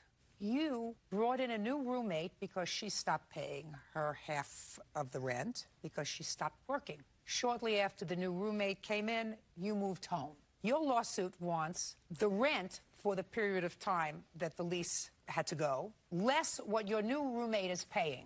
The defendant says a couple of things. She says that the new roommate that you brought in created a lifestyle in the apartment that was not healthy for her or her pregnancy, and that you should have gotten along better with your fiancé because he was paying a third of the rent. Why should she have to suffer because the fiancé moved out? Okay. What I don't understand is, do you believe that the plaintiff really should have worked harder on her relationship with her fiancé? No. Because I was sort of surprised that you said, why should you have to suffer financially because the fiancé left? No, I don't believe that she should have gotten along with him better. They had a domestic dispute before, and they split up, and I told her not to get back with him because I didn't think he was good for her. Good. I just wanted to make sure that you really didn't mean that. No. When did you move in together? In May. 12-month lease? 14. When did you move out? The middle of August. Why? Because the job that I was working at was only commission, and I wasn't making any money. She wanted Natasha. So you weren't paying any money? No, I was. Where were you getting the money from? I was borrowing it from my parents. Well, you couldn't have done that forever. No, I couldn't. And so she wanted Natasha to move in. I didn't want Natasha to move in. We had worked together, and I didn't think that it was a good choice for her to move in with us. Autumn even said that, you know, it wasn't her first choice to have her move in, but she needed another roommate to pay the rent. We needed somebody else to move in. I was like, well, no, just a second. She was paying her rent. She wasn't borrowing the money. She was working. Right. And paying her rent. Shh. You needed somebody to move in. Yeah, we both did. Well, just a second. So why didn't you find somebody to move in? I tried. You tried and you couldn't. Right. So she got somebody to move in. Right. Good. Okay, well, what happened when Natasha moved in was it turned into like a 24-hour party at the apartment. They were constantly going out and coming home at 2 or 3 in the morning. I had to get up for work at 6:30 in the morning. I thought you weren't making any money. I wasn't, but I was working. Who were you working for? Bankers Life and Casualty. You mean you were working and they weren't paying you? It was only commission. What kind of work were you doing? I was an insurance agent. I had appointments and I was going and trying to sell insurance to people, but it wasn't working. I wasn't pushy enough. So you're telling me that you got up 6:30 in the morning to go out every morning and they didn't make any sales? I don't believe that. It's true. Does that sound right to you? No, it didn't at any point sound right. No. In the 30 days that it No, took no, place. no, no, no, no. Pregnant, first baby, not feeling so well, and you're telling me that you were getting up 6:30 every morning to go to work to a job where you made no money. Yes. Doesn't make sense. And you know what happens if something doesn't make sense? If something doesn't make sense, it's not true. Because if you were prepared to get up at 6:30 in the morning and go to work, you could have gone to McDonald's and at least had a job that would pay you money. So this baloney that you're giving me that you got up to go and see clients at 6:30 in the morning doesn't fly with me. But it's Madam, true. I know. I know. Get me a list of names. Right here. Clients that you saw at 7 o'clock in the morning? At 7:30 and 8 o'clock.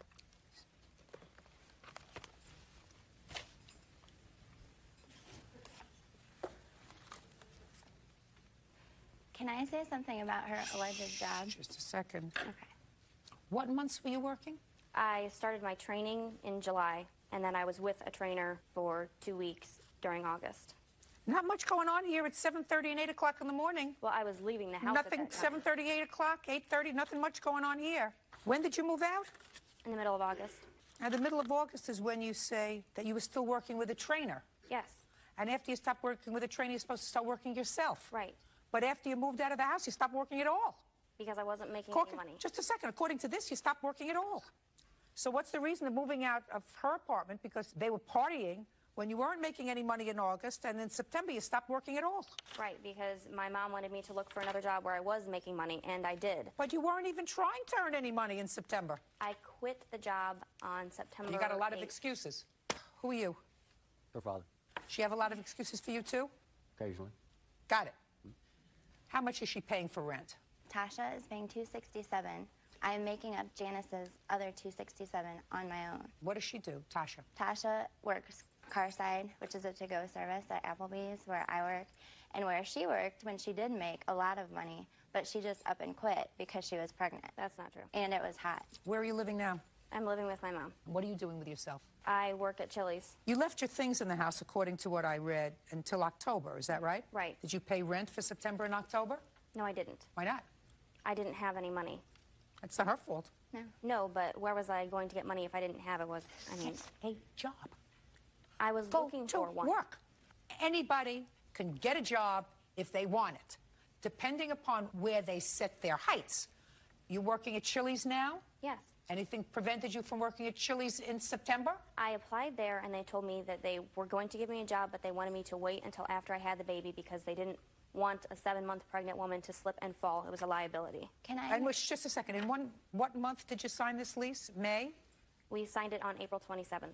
When did you become pregnant? I found out I was pregnant 2 or 3 days before we signed the lease. Did you tell her you were pregnant when you signed the lease? She was there with me. No. Lease. We found out she was pregnant. No. We still lived in my. She says that it was you knew about May 3rd that we found out she was pregnant. I took her to get the pregnancy test. Yeah, we and took I them was together. There. Yeah. So. Step up, please. What's your last name? Jones. Miss Jones, how much do you earn a week? It's about $150 a week. Is that including tips? Yes. When did she move in? The last week of August. Well, 267 times 10 would be $2,670. You're only suing for $2,050. Because I am being that nice. I agreed to pay $400, even though I went out of my way to get another roommate to help because she was slacking. So I'm suing her for the difference between $400 and $267, which is $133. Your Honor, Yes. when I moved out, there was another girl named Angela who was supposed to move in. She had moved half of her stuff in when they got in a fight, and Autumn was like, she's not moving in. Listen to me. You had it within your power to find a roommate to take over your portion of the rent. Right, that was Angel's You did purpose. not do that. No. Stop it! You didn't do that. You just moved out. You can't do that and stick her with the rent. And stick her with finding a roommate, somebody who's financially capable of contributing to the apartment. And then when she finds a roommate, but the roommate, because of what she earns, is incapable of covering a sufficient portion of the rent, saying, well, I'm sorry, I'm pregnant and that's it. You can't do that. I was put on bed rest at the end of my pregnancy. At the end. It's not her fault you got pregnant. It's your fault you got pregnant. Yes, I know that. It's your fault. So if you got pregnant and you were put on bed rest, that's still your problem. That's not her problem. You don't visit that problem on her. If you have an apartment and you have financial responsibility that you're supposed to take care of, you don't get pregnant. Because now you're visiting your problem on your mother, who I'm sure at her stage in life did not think about raising another child. Judgment for the plaintiff in the amount of $2,000. That's all. Parties are excused. You may step out. Xin chào tất cả các bạn, lại là mình đây các bạn ơi. Hôm nay chúng mình tiếp tục học toán lớp 2 về phần luyện tập bài toán về ít hơn hoặc bài toán về nhiều hơn các bạn nhé. Hôm trước chúng mình cùng nhau làm bài 1 xong rồi, thì bây giờ chúng mình sẽ cùng làm bài 2 các bạn nhé. Tớ sẽ đọc nội dung yêu cầu bài và chúng mình cùng đi làm bài giải nhé. Bài 2. Huyền cắt được 17 bông hoa. Thủy cắt được ít hơn Huyền 9 bông hoa. Hỏi Thủy cắt được bao nhiêu bông hoa? Bạn Huyền, bạn ấy cắt được 17 bông. Bạn Thủy, bạn cắt được ít hơn bạn Huyền là 9 bông. Vậy thì chúng mình sẽ liên tưởng bài toán này đến bài toán phép trừ thì mới ra được số bông hoa mà bạn Thủy cắt được. Bạn Huyền thì được tận 17 bông rồi, nhưng mà khi đếm thì bạn Thủy còn ít hơn bạn Huyền tận 9 bông cơ. Vậy bây giờ mình và các bạn sẽ cùng làm lời giải xem là số bông hoa mà bạn Thủy cắt được là bao nhiêu nhé. Thủy cắt được số bông hoa là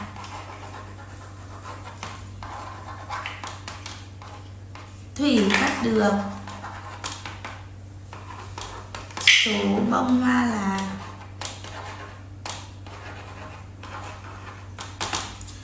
Thủy cắt được số bông hoa là mình sẽ lấy số hoa của bạn Huyền là 17 bông trừ số bông hoa mà bạn Thủy ít hơn, trừ đi 9 bông thì sẽ ra số bông hoa của bạn Thủy nhá.